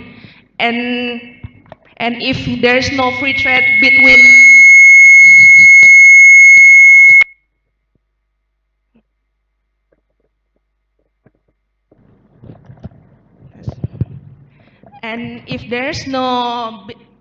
free trade between Mikta countries, is Mikta in the future want to establish free trade between Mikta countries? Thank you. I think we can add one more questions. The 4 questions. Yes.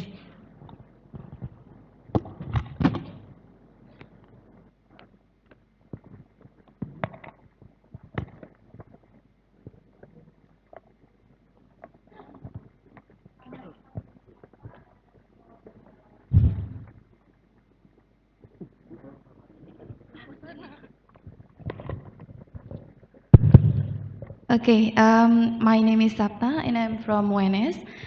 Um, I would like to ask our culture and education, um, also the concerns of Mikta, and what can we do as academicians to work together with Mikta so that the program can be realized in the next program of Mikta. Thank you.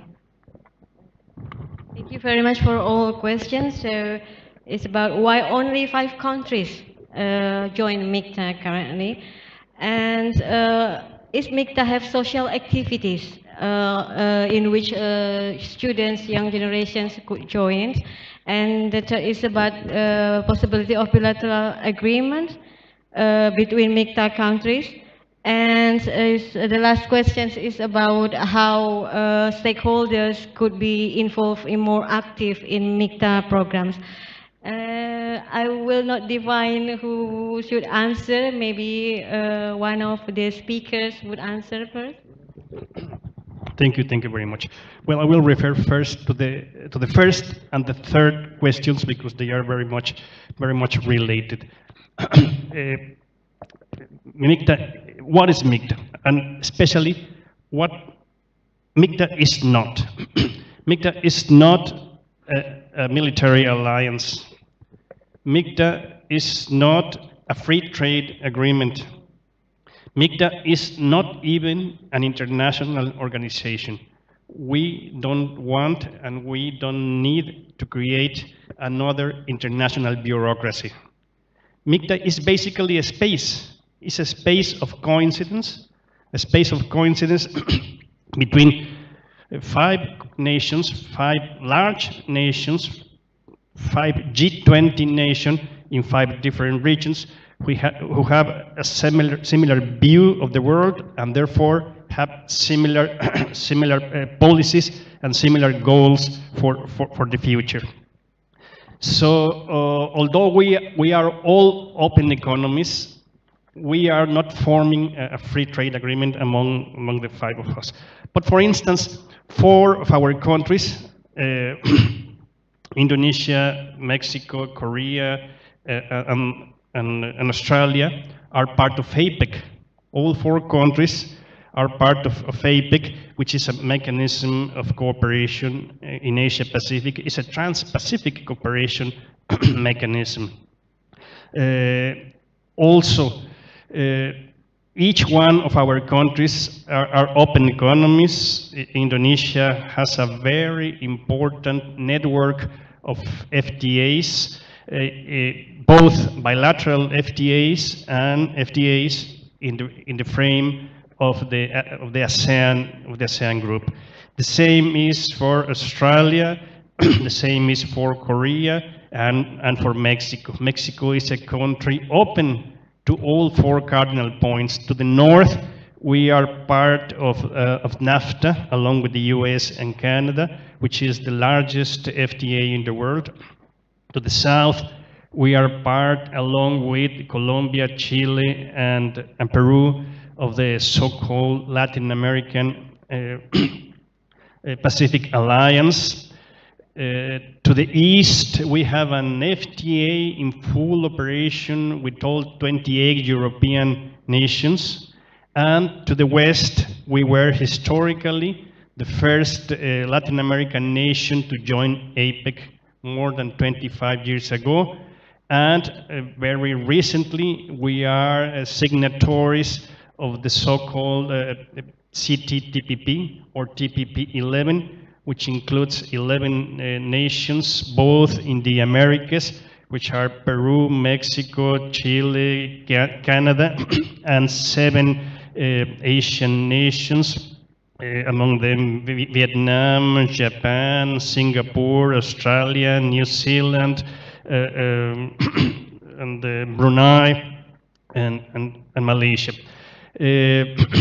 Also, in the frame of the Pacific Alliance, Mexico is at this very moment negotiating FTAs with Australia, with New Zealand, with Singapore, and only recently it was announced that South Korea is joining all these efforts. So as you can see, there's a huge network of FTAs, bilateral or regional FTAs, so there's no need for MICTA to become another FTA because its aims are not limited to the economy, but basically to the future of the international system and the international order.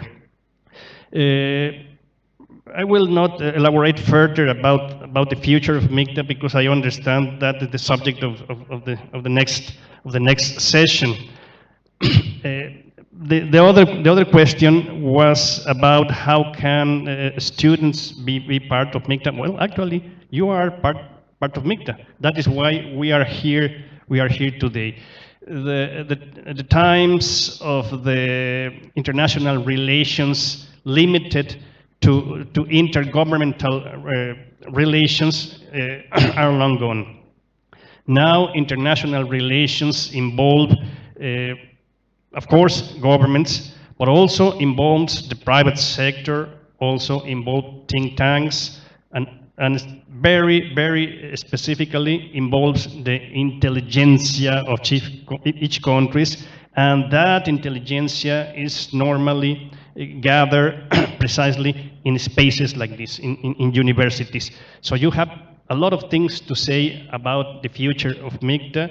MICTA organizes events specifically for the academic and student sector. I understand that this year you are preparing some events in this regard, and of course MICTA is very much prepared to listen to you, to listen to your suggestion, and to incorporate your view to the MICTA's program, because finally MICTA is a design for the future, and the future is precisely you.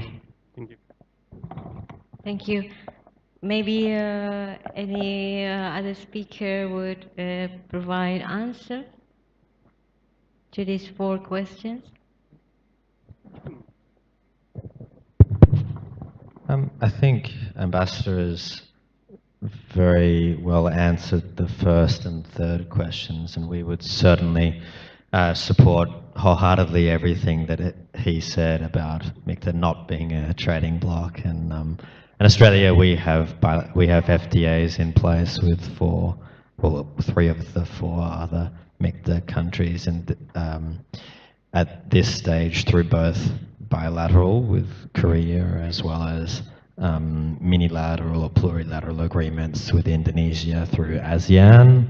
Hopefully we'll have a bilateral in place before the end of the year, as well as Mexico through the TPP-11. From Sabta's question about health and education, is that right?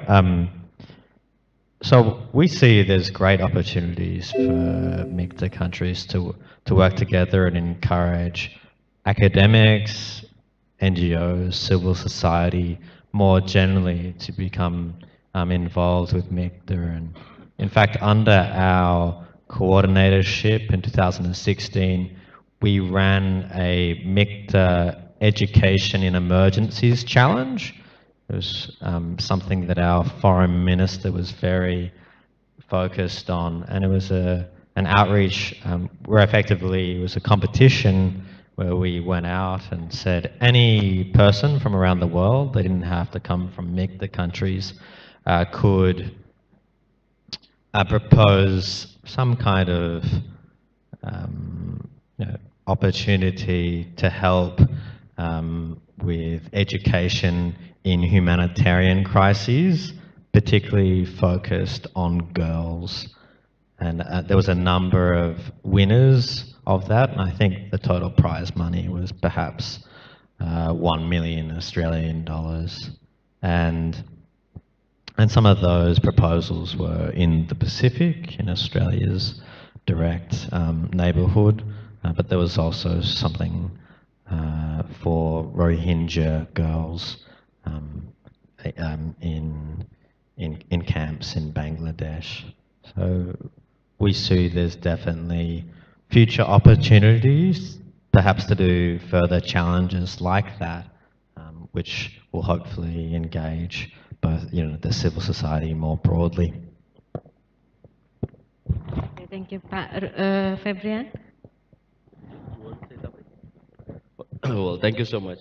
I couldn't agree more to what have been mentioned by Ambassador Reina on the issue of how Mikta going. Is there any possibility Mikta going to be developed into a for FTA type of organization that I think Ambassador has rightly put it in your answer, and I don't need to answer that again.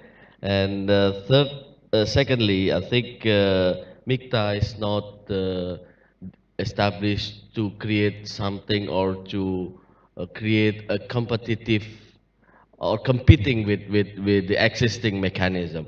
We are established to strengthen the governance, the global governance mechanism. So therefore, we will never, I think, we will never creating something in competition with the existing mechanism. That's for sure. With regard to the issue of what kind of social activities for students, I think I can recall that in the earlier period of this year, which is in January, the Ministry of Foreign Affairs has organized the essay writing competition for students, and we have a winner at that time, and of course we will repeat it again, and I hope students of the UNS could also being able to participate. Of course, we need some more input and some more recommendation or ideas about what the thing that we can do for the student in the during our internship. But what I have in mind, I think we haven't had any debate competition, for example. I think it will be good if we could have this kind of competition as well as research competition. So let's start with that. And this, I think, in this year, under the Australia initiative at the time, Pak Scott, we will have a Mikta Film Festival. Mikta Film Festival, along with Bali Film Festival. So during the Bali Film Festival, we also going to organize a Mikta Film Festival. We will be screening movie from all of the Mikta countries. This part of the thing that we're going to do in the issue of social.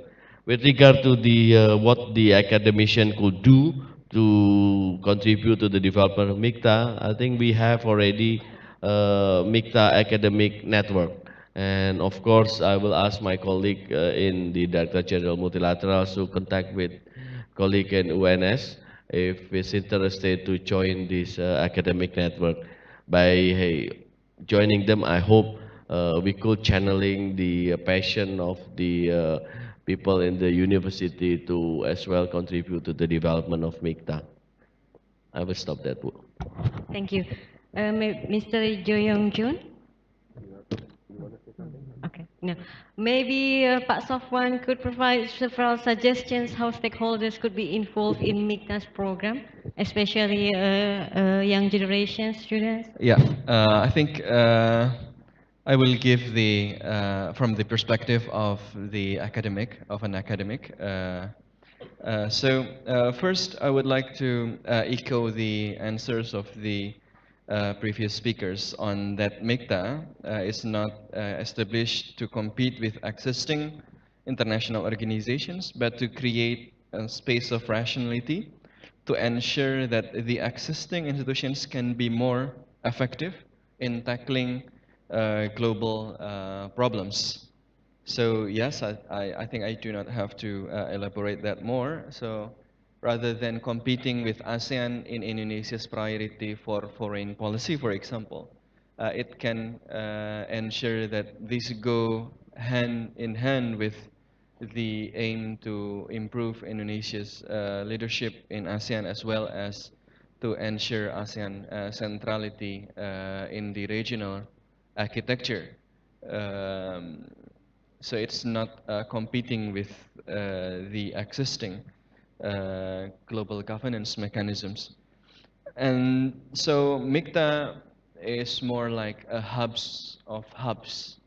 So the Mikta countries, Mexico, Indonesia, Korea, Turkey, and Australia are already hubs, regional powers, middle powers with regional leaderships. And by connecting these regional leaders, these middle powers, we basically connect different kinds of regional and global mechanisms. So that will be beneficial to ensure that these mechanisms can be working properly in addressing the complex challenge of our rapidly changing world. And the second, I would like to respond on what can academics do. Well, first of all, as His Excellency already mentioned about the Mikta Academic Network. Yes, we have the Mikta Academic Network, and there are meetings usually every year, and there are also informal connections created by meetings. So not only the meetings are important, but the informal connections created through that meetings last and then create more and more people-to-people connection. For example, our university, the University of Indonesia, now following up cooperation with some universities in Mikta countries. The opportunity was provided by the meeting in the Mikta Academic Network. If I was not there at the event, I could not know the individuals responsible at those important universities in these Mikta countries. By meeting, we create people-to-people connection, and people-to-people connection will naturally developing. I mean, like when you are together in 1 or 2 days, you develop affinities, and after that, you have shared similar interests, and then you will pursue joint research, a lot of cooperations with or without MICTA mechanism. So, but the space was created by the MICTA Academic Network. But apart from that, I also believe that since MICTA is still in a balita stage, in a very experimentation stage, I think rather than only wait to be inviting, only waiting to be invited, maybe academics can also actively and proactively provide ideas for policymakers, including for the people from the Ministry of Foreign Affairs, on how MICTA should be developed. I mean, I think I do believe that they are very happy to hear the perspectives of the academics because more ideas, more people is the better. I mean, in looking at different kinds of problems. So there are already discussions about maybe developing, how to say,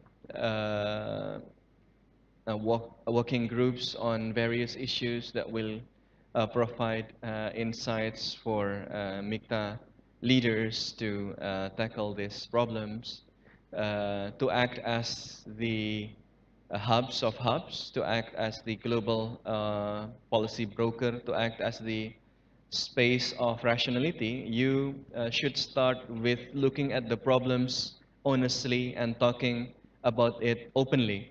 Sometimes people in the policy making positions could not do that in too open manner, not like academics. I mean, like academics can basically speak anything because it has no consequences of being misinterpreted as the formal position of the state. But if the Ministry of Foreign Affairs say that this is a problem, you are not doing good, you have to change your position, that will create a problem. But if academics meet with academics and say, your government, your country is not doing properly in this matter, and maybe you can talk to them to convince your government to do this, and that might be better. So I think as part of the mechanism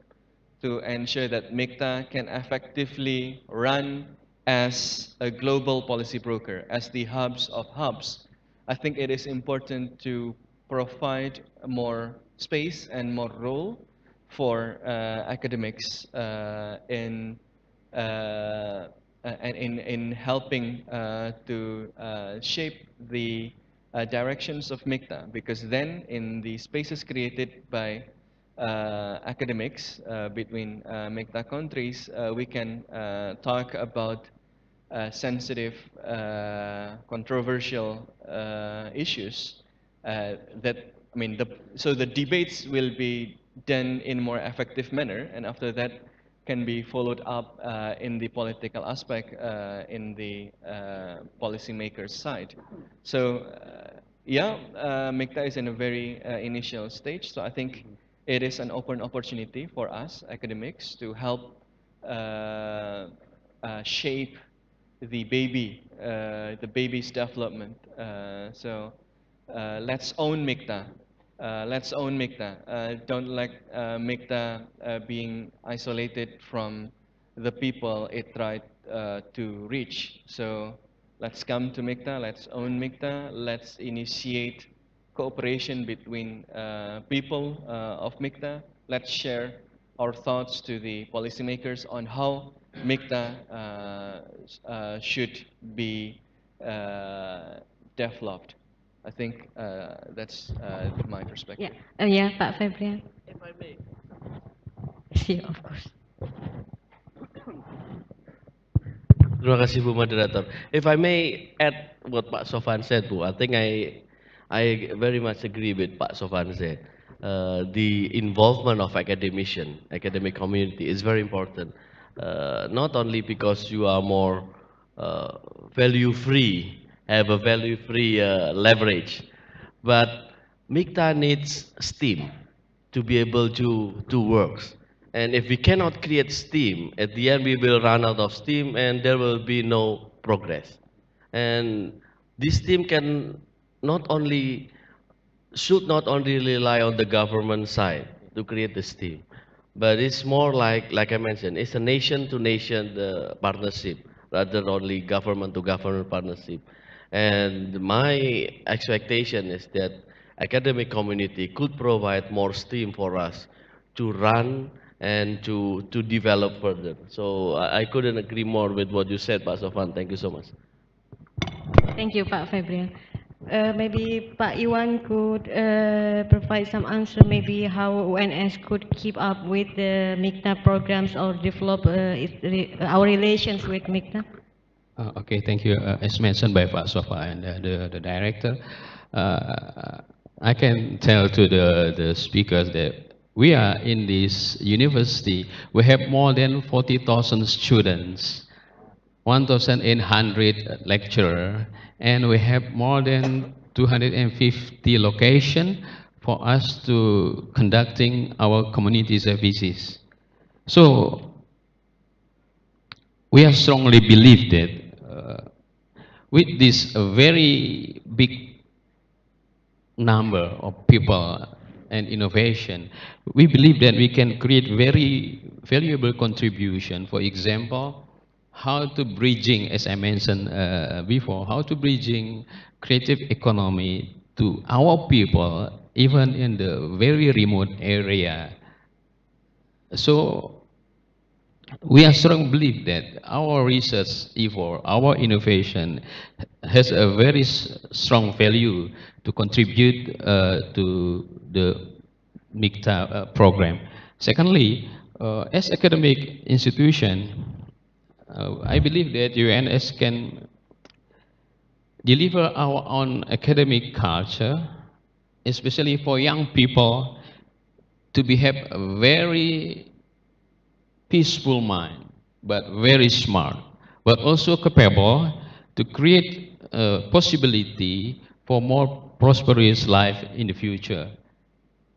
Of course, we stand on our innovation. If we are talking about a creative economy, we cannot talking without thinking about innovation. So this is the point of view that we believe here in UNS we can contribute to this program. Thank you. Thank you very much. Now, I think we should move forward to the second sessions because it's already 11. And I would like to ask more questions to all of you, the speakers.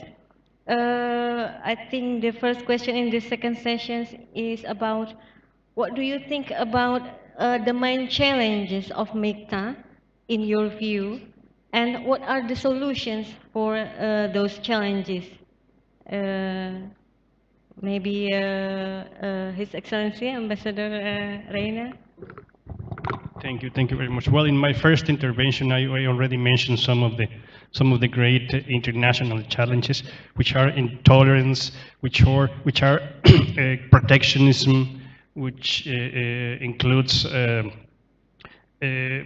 xenophobia, racism, which includes aggressive nationalism, and therefore MICTA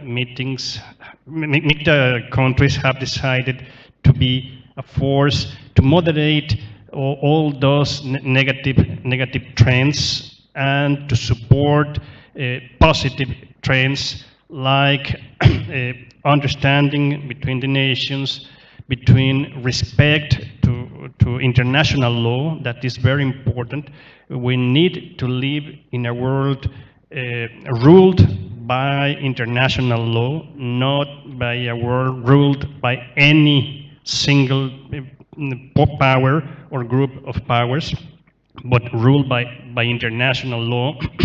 We need to live in an open world, not in a world of trade wars, not in a world of protectionism. We need to live in a world that, as the Indonesian motto for this year says, support peace and support economic growth, but not any kind of peace. It has to be a stable peace, a peace based, as I already said, in international law, as a peace based in respect for the sovereignty of all countries, big or small countries. And also we need to foster growth, but not any kind of growth. It has to be a special kind of growth, one that is respectful to nature. Finally, the only possible way to have sustainable development is to go back to nature, to respect nature, to try to leave behind an economy that is based merely in the exploitation of natural resources, and begin growing based on an economy based in knowledge, based in technology, and based in creation. So that is why the goals of Indonesia for MICTA these years are so relevant, and Mexico fully supports those Indonesian goals. Okay, thank you. So we very much would like to achieve the world ruled by international law, the open world, stable, peace, and respectful in nature. That's all the challenge to MICTA as well in the future. Pak Febrian? Thank you, Bu Moderator. I think the most pressing challenge is for our partnership is our relevance to the new realities. If we cannot keep our relevance to what happened in the world now, I think we will lose our our credibility, and that's one thing. And secondly, maybe a lesser challenge is just to continue the existing program. We have so many programs, we have so many plans for our minister to meet as senior official. We have to keep that in track. If we cannot continue this on the permanent basis, then I think it will create a challenges as well. And not less important is the ability of this partnership deliver a benefit to the national stakeholder. I think that's important. How far we be able to derive the benefit from our cooperation directly to the national stakeholder, that will be the measurement of our success. And unless we can be able to continue, maintain this approach, I believe that we can overcome our challenge. More important thing is also about the keep the visibility of Mikta in the eyes of a national stakeholder. For example, I think today, if we don't have this kind of program, Mikta goes to campus, nobody in Solo will know about Mikta unless you are subscribing to Jakarta Post or Kompas, that some writing is there. But this is a challenge as well. How be able to bring the idea of Mikta to every part of the Indonesian. And I believe also in Mexico, Australia, and South Korea, as well as Turkey, has the same challenge. How be able to introduce Mikta to their national stakeholder. Thank you. Bu. Thank you. So we keep make the relevance to the change to the changed state of development and deliver benefits to national stakeholders as well as bring the idea of MICTA to the public mind. That's very important. So Mr. Jo Young Jung. Challenges and how to address is a quite important issue. There are several challenges that has to be addressed sooner or later toward further development of MICTA. Strengthening of its solidarity has to be addressed first, and then the direction of future development has to be agreed among members. Together with this, how to induce interest and will of members for further development of MICTA is indeed quite an important issue. Public relation activities or outreach activities is also important point of interest for further improvement of visibility of MICTA. To this end, further enhancing utilities and visibilities, common grounds on 7 enduring priorities in guideline in 2017 has to be fixed and cultivated. Together with this, joint project with which substantial benefits will be provided and solidarity among MICTA members will be reassured. Thank you. Thank you very much. So strengthening solidarity and also creating outreach activity so that many stakeholders could be involved and enhancing visibilities of MICTA guidelines. So maybe Mr. Scott Barford. Thank you, and I think all of the points raised by my counterparts on stage are all very valid challenges, and some of those solutions are certainly good ones. One challenge that we obviously face is our great diversity, as we saw in our video earlier. We're all quite different countries in lots of different ways. different population sizes, different GDP per capita, different histories, different languages, different ethnicities. But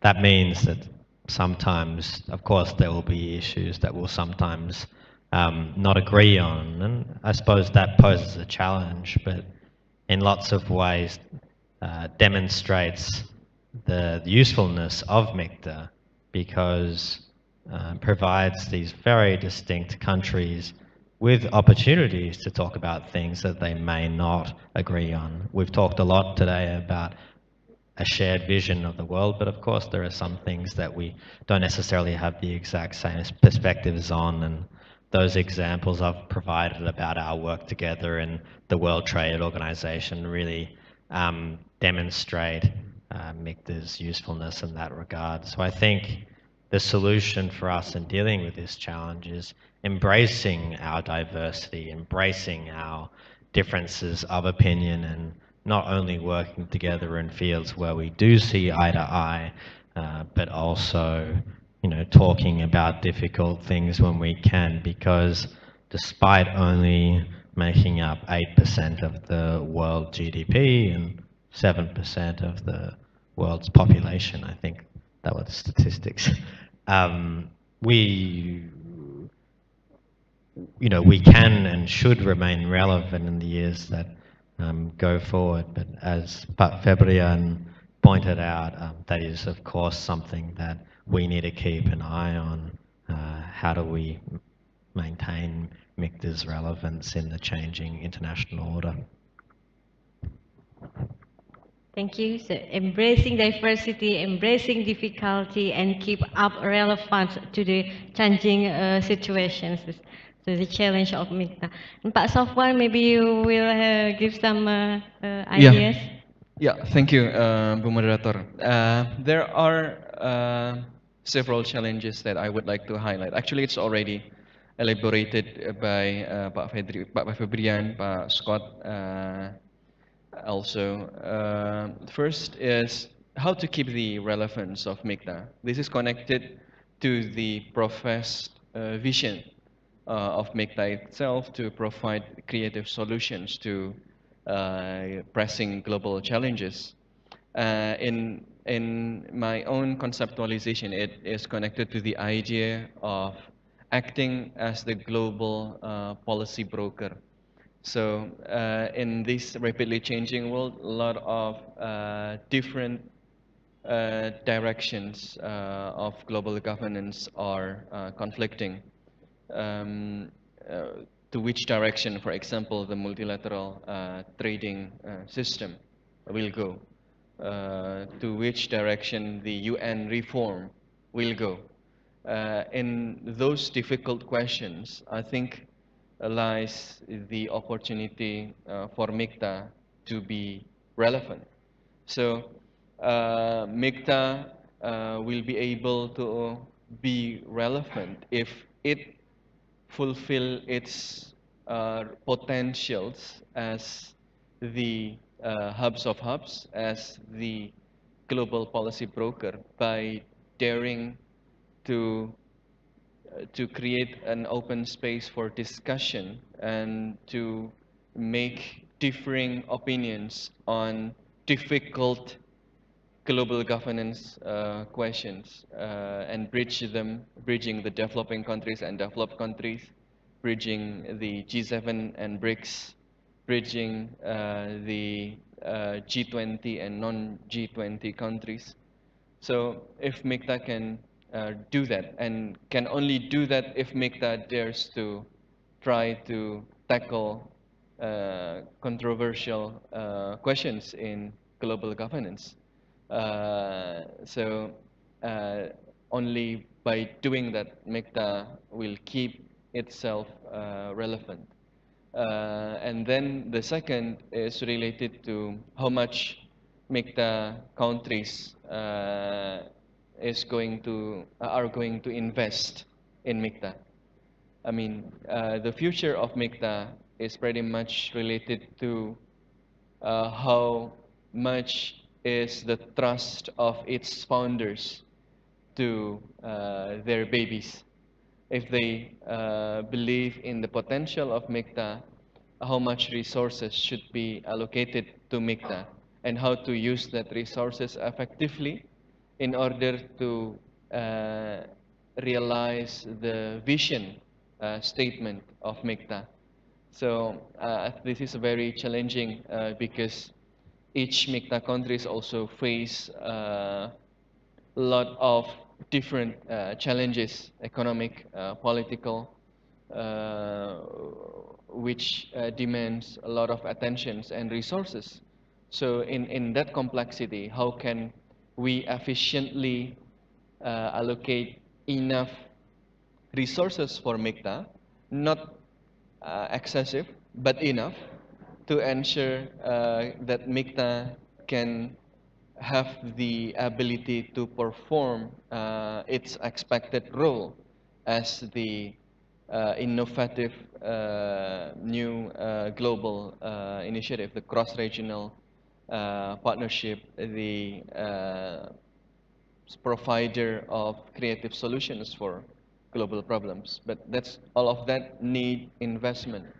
And of course, this is not only coming from government, this is also coming from other stakeholders as well. So the questions for that will be answered not by statements, but by how much are we really believing in Mikta.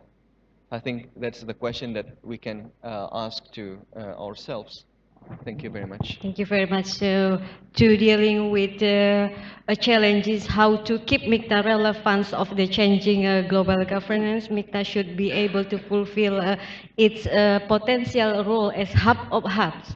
And also, Mikta members should be able to efficiently invest their resources to Mikta development. Thank you.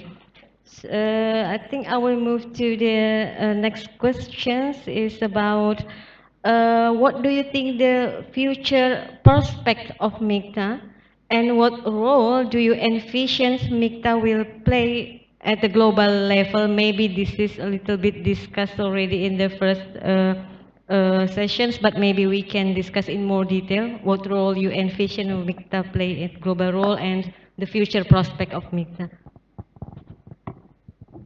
Thank you very much. Well, first of all, I would like to say that Mikta is not a goal in itself. Our governments did not create Mikta just to have another international grouping.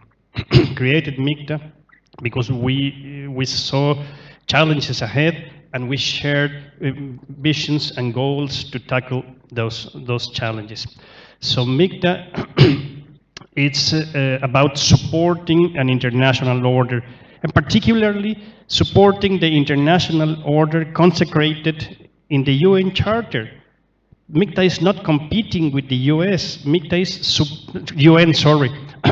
Mikta is supporting the UN because finally each of the goals of Mikta are consecrated in the UN Charter. The equality of states, international cooperation, peaceful resolution of conflicts, inclusive economy, etc. All of them are part of the UN Charter. So Mikta, it's about supporting a fair and inclusive international order. So how do I envision the future of Mikta? Well, I envision a group serving as a cross-regional consultative platform to increase mutual understanding, deepen bilateral ties, and find common grounds for cooperation. I envision a grouping being a bridge between developed and developing countries to promote global governance and complement the efforts of regionalism. I see a grouping consolidating as a catalyst or facilitator for initiatives of global governance reform, and I see a grouping consolidating as an agenda setter for and assuming a constructive role in the world stage. That is how I see the future of Mikta. So Mikta is not a competing organizations, but it is supporting the current the changing global governance. So Pak Febrian, maybe. Thank you. I think if we read the the recent raison d'être of Mikta is a partnership. In a partnership, you need comfortable. You have to do it in a convenient way, in the most comfortable way. So when I see Mikta, my understanding is that we grow at a pace comfortable to all. And it's more like necessity driven rather than period driven. So we cannot, for example, after 20 years in Mikta, we cannot dictate that after 20 years we have to be somebody or something. It's not dictated by the period, but it's dictated by the necessity. So I think what will be the future of Mikta? I mean, our imagination is the only limit. If we comfortable enough, if we able to answer so many challenging questions, if there's a necessity arise, then I think it will define what will be the final form of Mikta. Until then, I think what we can do is try to be the best, uh, deliver benefit, become a global power broker, for example, because most of us are member of different group as well at the multilateral level. And this is the thing that we can do now. Let's see what will be the necessity that will come to us at the end. If we are comfortable enough, there's no such thing as a prohibition to develop in a more further stage. But if the relevance or the comfortable level has become decreasing, there's also any possibility to scaling down. So it's really depend on how for us be able to work together, make us everybody comfortable in the partnership and move forward. Thank you. Yeah, I think it's a very clear and very interesting explanations as to create a feeling of comfortable of the stakeholders and to addressing the necessity of the stakeholders. Yes. Mr. Jo Young Jun. Since its installation in 2013, Mikta has continuously increased its visibility through joint statements or joint declaration on major global issues. Taking into consideration of member countries' potentials for development and their intention to make a more active contribution, we have the opinion that Mikta has a potential to play a bigger role, and concrete projects have to be explored for further contribution of Mikta. We earnestly hope that Mikta will play a more active role to further invigorate cooperation in international arena, where national interest will be reinforced as a priority issue. Thank you. Thank you. So Mikta should acting as hub of hubs and also more involved in international issues. Mr. Scott Bradford, you would like to give some answer? Just to reflect what my counterparts have said, more or less, the possibilities are more or less endless in what we can do with Mikta, but it'll really depend on the efforts that we put into it. The basic premises for Mikta and the value in Mikta for us is about strengthening the world order. That was something that Australia put in our foreign policy white paper of 2017, and we want to create a stable, prosperous and secure order, and we certainly see Mikta as one of many interventions that we can use to try and shape the order in a way that suits all of our interests and not the interests of just the most powerful. Strengthening the world order, not only based on the most powerful one. Yeah. Okay. Maybe because of the time, maybe this is the last questions. Maybe what is Mikta open to the possibility of expanding or enlarging its membership? Maybe we could start from Pak Sofwan, from academic perspective. Well, I think this should start from the leaders. I mean, like Really? from the policymakers.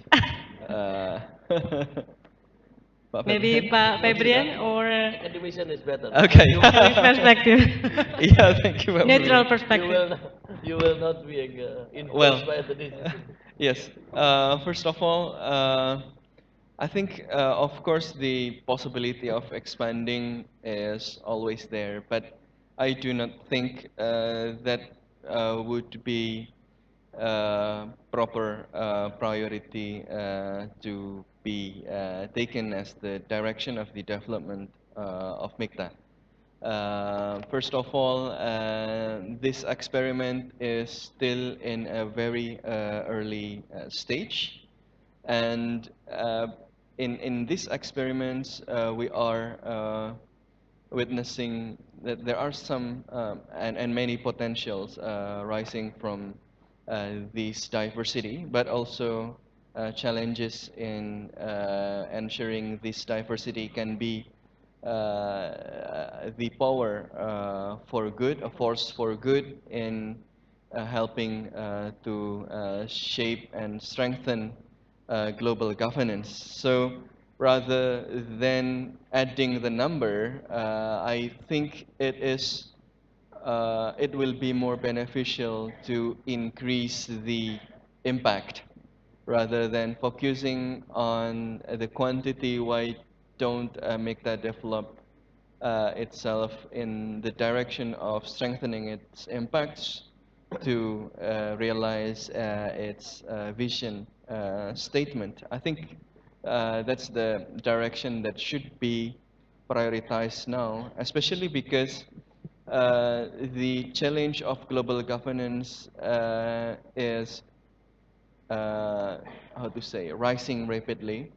I mean, like, Mikta is on the right direction, of course, but time is not, apparently is not on our side, because the instability of global order is already, how to say, already realized, already appeared in its symptoms in many places, in many sides of the world. We witness the Syrian attack, the tug of war between major powers, the United States, China, Russia. There, we witness rising tension in South China Sea. We witness, I mean, the challenge to the multilateral trading system by its champions. So I think Mikta is on the right direction, but will we make it on time is a huge challenge. So rather than adding another member, why don't we work harder, smarter, in a more efficient manner to ensure that Mikta can have stronger impact to the survival and reform of global governance to save us all from the catastrophe of crumbling global order. Yeah. Thank you very much. Very interesting. So increasing, because of due to increasing instability of global order, is more important for MICTA to strengthen its functions than adding its member from the academic perspective. Maybe Ambassador Reina will provide a perspective from the practitioners. Well, I believe that as coordinator of MICTA in 2018, that response to Pa Febrian, I will be my individual point of view, and that is that MICTA is an inclusive group. MICTA comprehends different regions, different civilizations, different levels of development, and therefore MICTA cannot discard the possibilities of incorporating other members. Of course, MICTA should be very careful that the eventual incorporation of new members does not go against the unity of vision and the unity of mission that MICTA has forged in the world. So the question is when and how to admit new members. Well, I pass on that response to Pa Febrian. Pak Febrian. You passing the difficult part. Thank you. I think the name is already beautiful, Mikta. If you put another letter, it will be difficult. You have to find either a consonant or a vocal. No, but on the serious note, I think I agree with what have been mentioned by Pak Sofwan. We now in the process of increasing the impact and not increasing the membership. That's one thing. And secondly, when our foreign minister decided to establish a MICTA, that's not without reason. I think during that time, this is the most similar position ever that we had in the cross-grouping section. If we put another, maybe at that time there will be a candidate if it's happening 5 years ago. But it seems that 5 years ago, there's no more candidate in terms of similarity in the position. That's second. And secondly, and thirdly is the iron law in the global governance is the more parties, the less point of convergence. So it's the iron law. The more people coming, the less similarity we had, and the more difficult for us to be able in the come in the same position. I can take the example, for example, in the MICTA, in the issue of UN reform, for example, we have similarities. But if you put in other countries, I don't know, and I cannot say what, but if you put in other countries, it will make us difficult in coming in the same position. So I think MICTA is the composition of the country of MICTA as what you call it, as developed in such way that we have a same position and the most convenient position as much as we had now.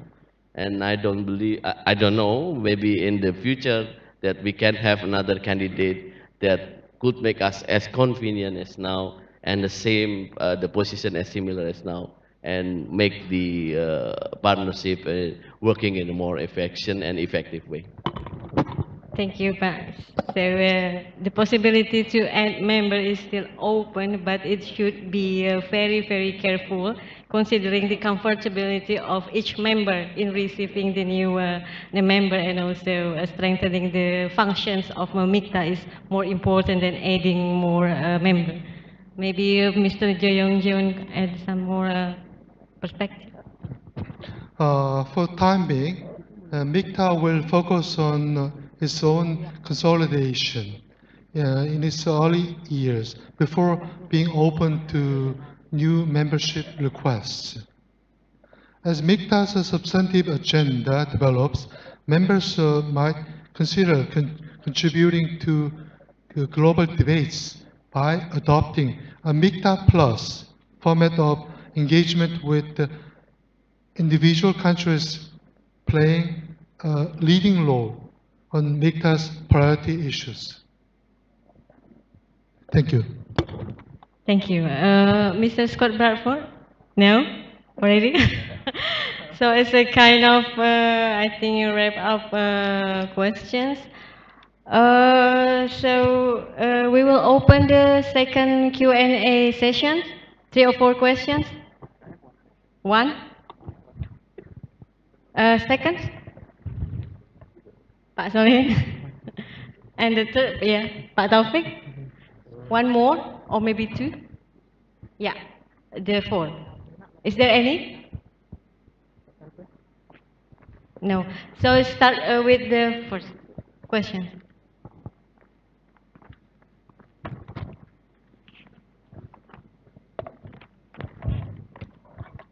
My name is Dinda. I'm from Faculty of Law. My question is Mikta have a plan to increase the field of partnership, like for example in politics or trade? Thank you.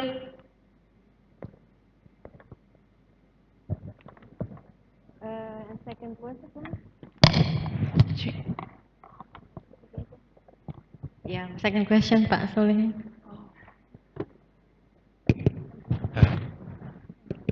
I'm Soleh from Faculty of Engineering. MITA is a group of partnership. Yeah. It's a very flexible partnership, as mentioned. I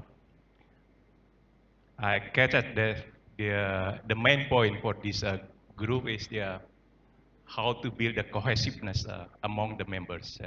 It means we need a more activity, more mobility among the members, among the citizenship. In the near future, will the MICTA open their door wider, let's say, to provide free visa movement among the member? Yeah, at least probably for the among the university students, yeah, or the academic society. And the second question is, I represent a representative from the university community. Does MITA provide a scholarship for the student mobility, let's say, or academic community mobilities among the MITA members? Thank you very much. Thank you, Pak. And the third questions, Pak Taufik? Thank you. My name is Taufik, representing Universitas 11 Maret, especially from the international office. Actually, my first question already been asked by Pak Solihin in terms of is there any possibility of the student mobility among the members of MICTA countries?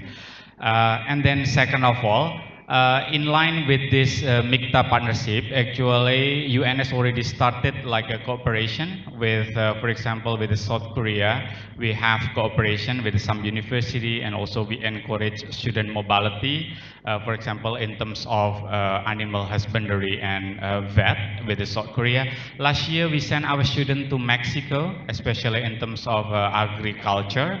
And then right now we're preparing the program of the student intensive to Australia.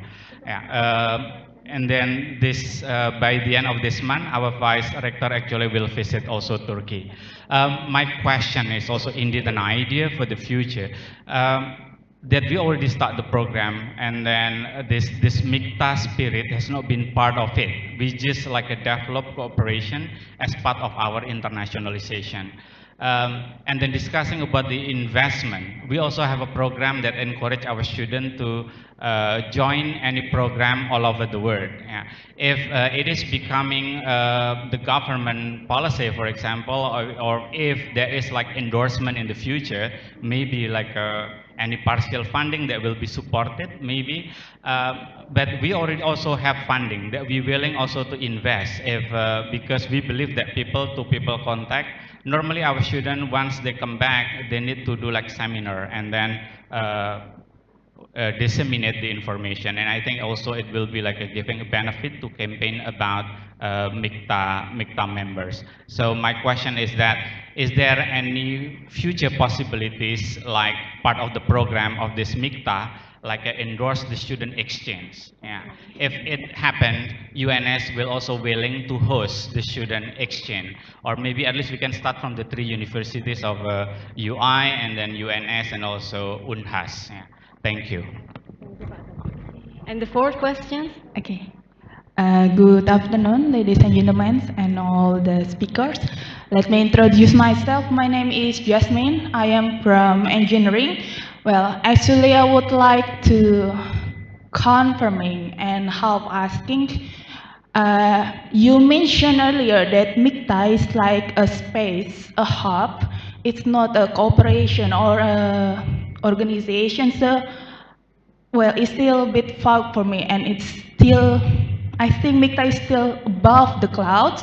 So how could you pin it down, your program, and how could the, how to say it, the people, the general people, the academician, all the people could to be involved in this Mikta or this program? And I think my question is also related about Mr. Solihin is about the program. Do you also provide research within Mikta, through Mikta, or you only political expansion among the stakeholders, the governments? And then the second question, I think you mentioned earlier too that you strengthen your bilateral cooperation, bilateral between countries. So if I may know, maybe you would like to mention willingly what kind of strengthen bilateral cooperation is it? Do you share same program or anything like that? Thank you. So first about increasing partnership, and then Mikta provide scholarship or research funding, or could Mikta endorse student exchange? And the last question is about how practically people, like common people, could involve in Mikta activities. Would not define again who should provide the answer. Please, for the speakers.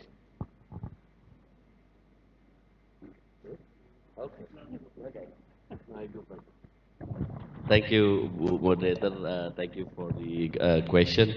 I try my best to answer the question. First, about the plan to increase partnership and politics and trade. I believe this is the first question, and I think we discussed that already.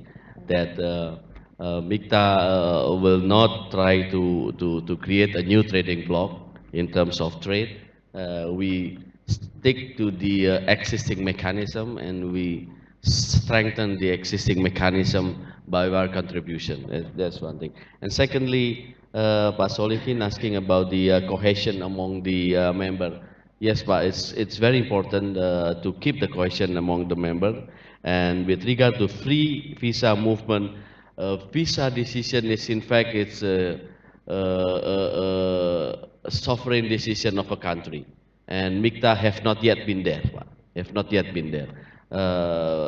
As the, you know that Mikta is a partnership, it's not organization, and it's a very flexible partnership. So it's relatively new in terms of the age of the partnership. So I believe up until now, our discussion hasn't reached that issue yet about the free movement. All we can do is, in fact, try to enjoying the existing visa bilateral mechanism. For example, Indonesia have a visa free for, I think, most of the all Mikta members, they can come Indonesia without visa. But for the other way around, I don't think we reached that. So we only using the existing visa mechanism, bilateral existing mechanism. Scholarship for student of an academic community, this will be good, but we will follow up in the SOM meeting if there's a possibility or any ideas about this. And of course, I'm now the chair of the senior official meeting of Mikta, and of course, I will try to find out the possibility of bringing the issue in the senior official meeting.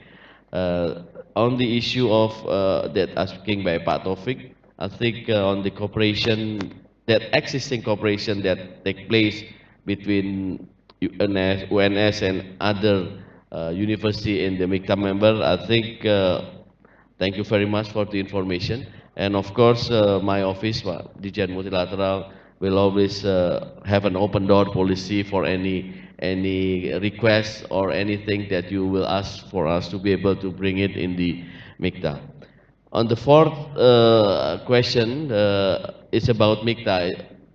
I know it's a bit difficult if we always connected Mikta with other organization, because as a partnership, it's different with organization. Organization, you have a headquarter, you have a structure in terms of secretariat, So it's a permanent member. But as a partnership, it's a form of cooperation among countries which is more flexible and loose.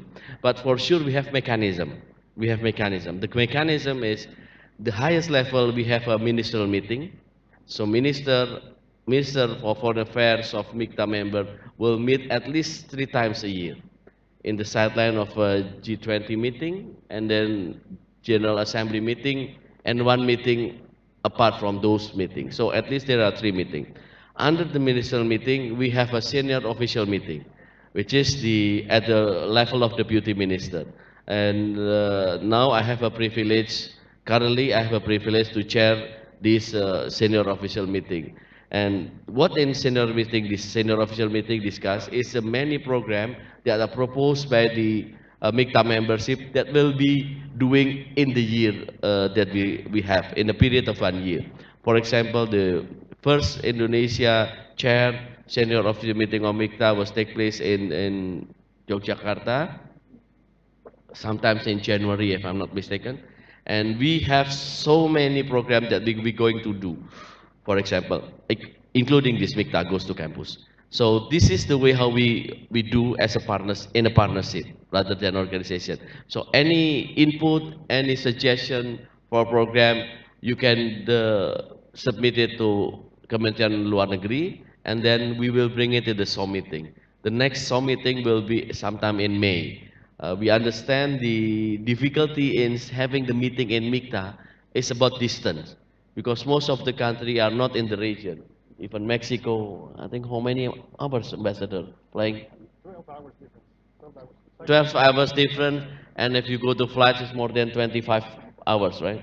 So we make a full use of technology. We use a video conference for senior official meeting. By having then, we have a preparation. So every program in a year that we're going to do, for example, in 2018, we have discussed it in the senior official meeting. So this is the difference between the partnership and organization like ASEAN. In ASEAN, we have headquarters, and partnership we don't have. And the coordinatorship are changing every year. Every country have 1 year as a coordinator and then move. And then every country has to decide their theme. That's why our team now is fostering creative economy and contribution to global peace. Next year, there will be another country, there will be another team. So therefore, the challenge is try to make as much as possible the program that we have been discussed, the flagship program, there's a continuance in the carrying over this program. This is one challenge in the partnership, but of course we have to overcome this. I think this is my question. Sorry, my answer. I try my best to answer it. Thank you.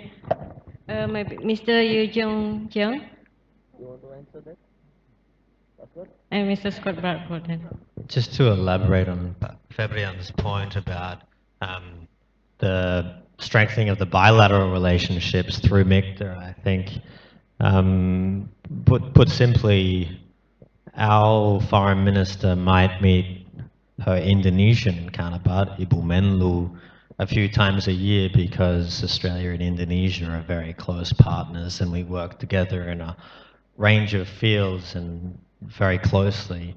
But perhaps her meetings with the Mexican foreign minister, the Turkish foreign minister, are not so often, even though we do share a lot of views on a range of topics. So I think the strengthening of the bilateral relationships through MICTA is not necessarily in concrete outcomes, it's just strengthening and increasing the opportunities for our foreign ministers as well as our senior officials to actually have the opportunity to discuss issues that are facing their respective regions and also common problems.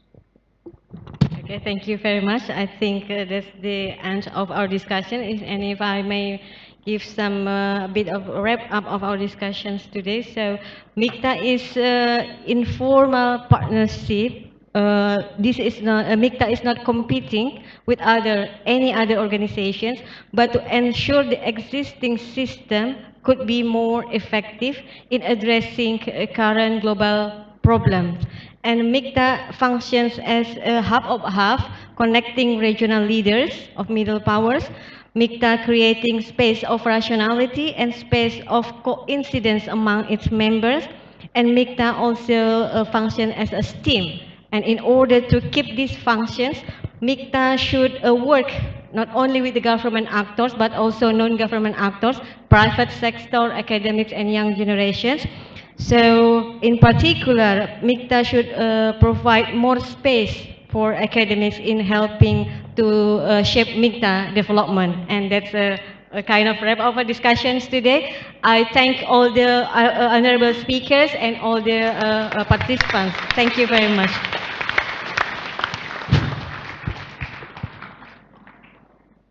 Thank you very much, Madam Moderator, honorable speakers, resource person. You may kindly return to your seats. Thank you once again.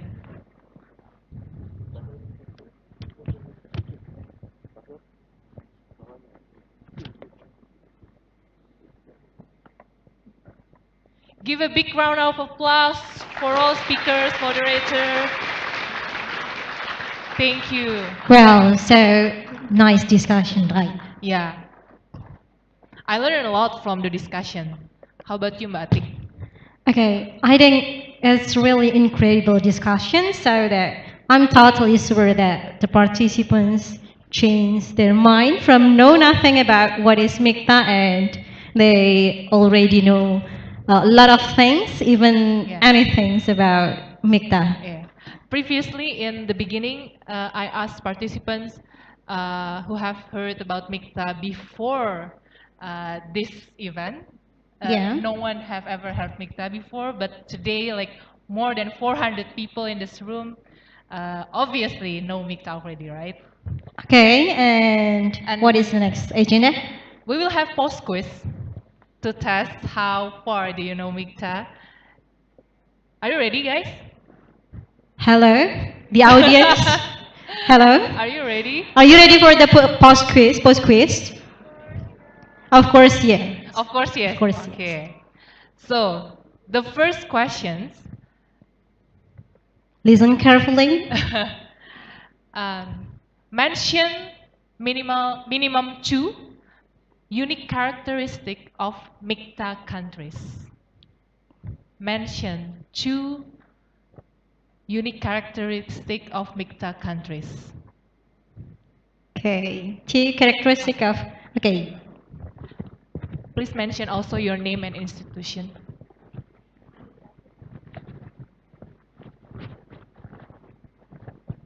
Well, yeah. Your name, please. Yeah, Jasmine from Engineering, Urban and Regional Planning, exactly. Okay, So- Yasmin, sorry, would you like to stand up? Okay. Yeah, thank you. Yeah. So from the discussion that I can mention that the unique characteristic is like, it's the member are 5 countries and they share same vision about the global peace and it's global peace and climate change, economic terrorism, and then the unique is its partnership. It's a voluntarily, so it's a space, it's a hub, it's not the organization. There's no the chair committee or something like that. And the second one is like, You already mentioned 2. Okay. Okay. Thank you so much for the So the answer. first one, Mikta is countries who have partnership willingness, voluntarily in partnership, and also Mikta also you mentioned about influential power, right? Yeah. Okay. Okay. So. Do you think it's right? Correct? Yeah. Okay. Absolutely correct. Thank you, Jasmine. Thank you, Jasmine. You may come forward come to forward, the front. please. And now we comes to the second question. The second questions, yeah. Okay, listen carefully. Okay, provide the examples of Mikta achievement in form of group or network. Provide the example of Mikta achievement in form of group or network? Anybody find the answer? Okay, Over good. here.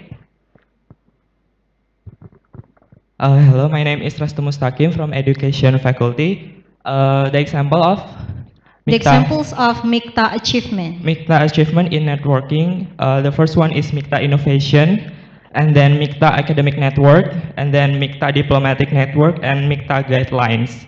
Okay, so you mentioned four. Yeah. Four of them. Okay. Very good, very good answer. only- Yeah, the complete answer actually. Yeah, yeah. Give applause for, Thank you. Restu. yeah, give applause for Restu. Yeah, Restu, thank you so okay. much. Mikta has Mikta Innovation Group, Mikta Diplomatic Network, and Mikta Academic Network. And you also mentioned about the guidelines. Okay. Thank Okay, you, come Restu. forward, please. Okay, and then the last questions. We still have one questions. Be ready. Okay, Yanti, please pass the questions. The last question, be ready. Who are groups beside government that Mikta has engaged in its activities and meeting? Beside government, who are actor groups that Mikta engage in its activities and meeting? Come on. Anybody know the answer? To show Uh, Mikta is inclusive, to also engage other actors beside government. BCRAF is also a government, right? Badan Ekonomi Kreatif. Anyone? Other than government, there are a lot of groups. Can anyone mention that group? all still trying to find the answer. Yeah. Okay, good. No, I mean the stakeholders. My name is Kirana. I'm from Agriculture Faculty. Same group. D? G20. G20 is a government group as well. I mean, like, G20. aside from the government connectivity, and also Mikta also invite what group, like yourself here, and Sorry. I don't know. Okay. Okay. Thank you. Okay. Anybody know? Anybody? Okay, good. Okay, my name is Nabila. Thank you for this chance. Beside government, they also invite non-stage actor like domestic stakeholder and academic community. Yes. Okay, thank you. Okay, give applause for Mikta. the correct answer. Yeah, thank you Mikta so has much. engaged academics, think tank, opinion shapers, youth, and journalists as well in its engagement. Okay. Okay, for the three audience, yeah, we would like to invite Bapak Iwan Yahya to present the gift to the three participants who have answered the questions correctly. Pak Iwan, okay.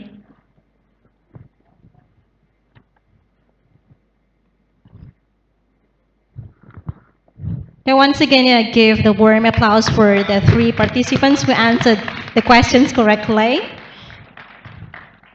They are very attentive to the discussion. They know specific about what Mikta and what Mikta stands for.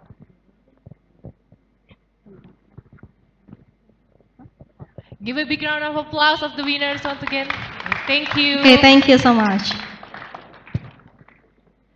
And we still have one session actually, Mbak Atik. What is it actually? We will ask the comment from the participants about the great event today, right? Yeah. Is there anyone here would like to say something about this session? Be it like a general or specific comments or input for further cooperation, or a thank note for the speakers, honorable discussion over here.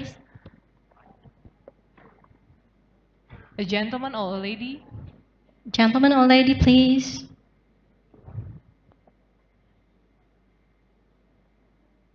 Okay, good. Over there, okay.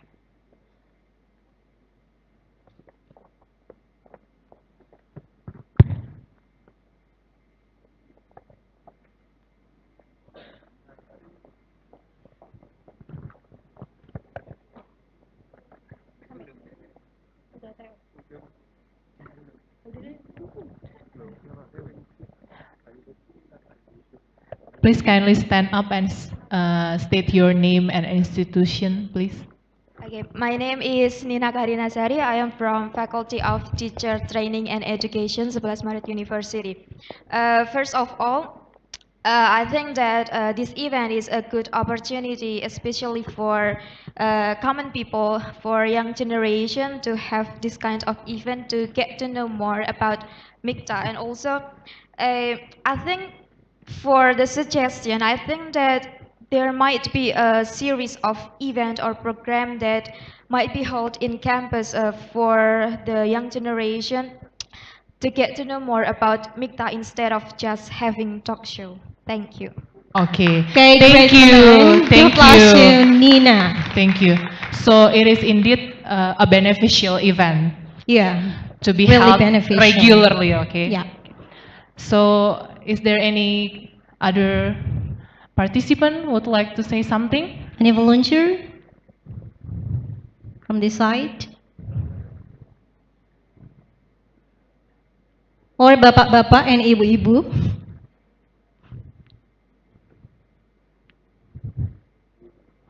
Okay.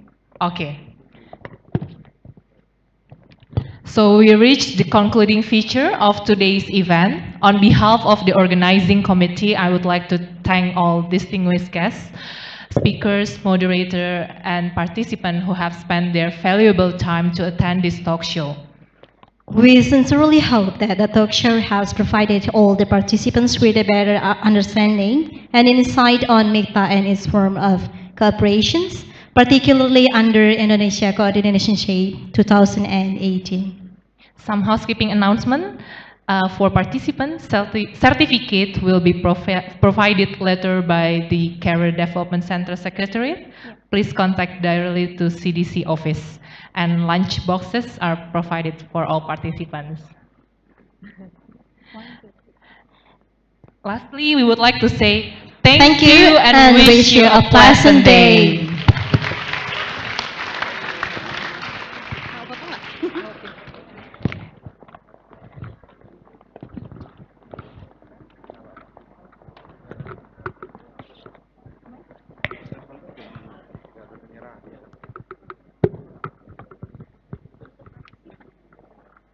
Ada penyerahan apa? Konten-konten. Di sana aja ya.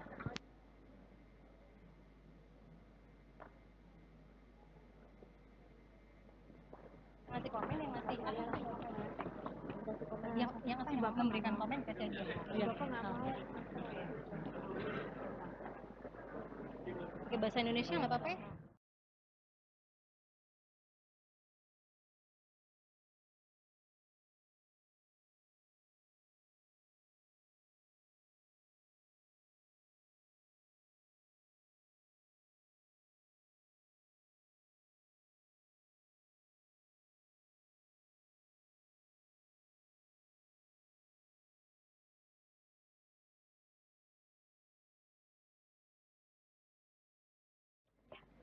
Oke. Tadi foto ya tapi ini foto nggak di foto.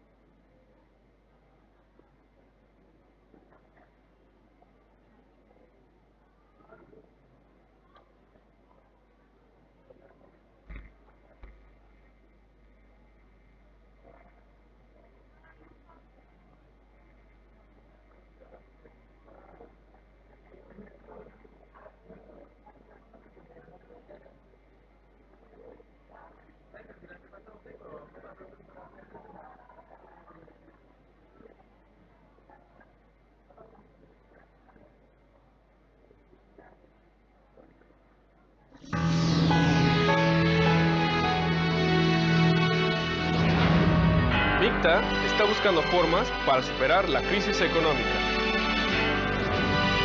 Mikta mencari cara untuk meraih pembangunan berkelanjutan. 부산은 고민합니다. 기후변화에 대처할 방법. Mikta, savaşın zararlarını azaltmak için yollar arıyor.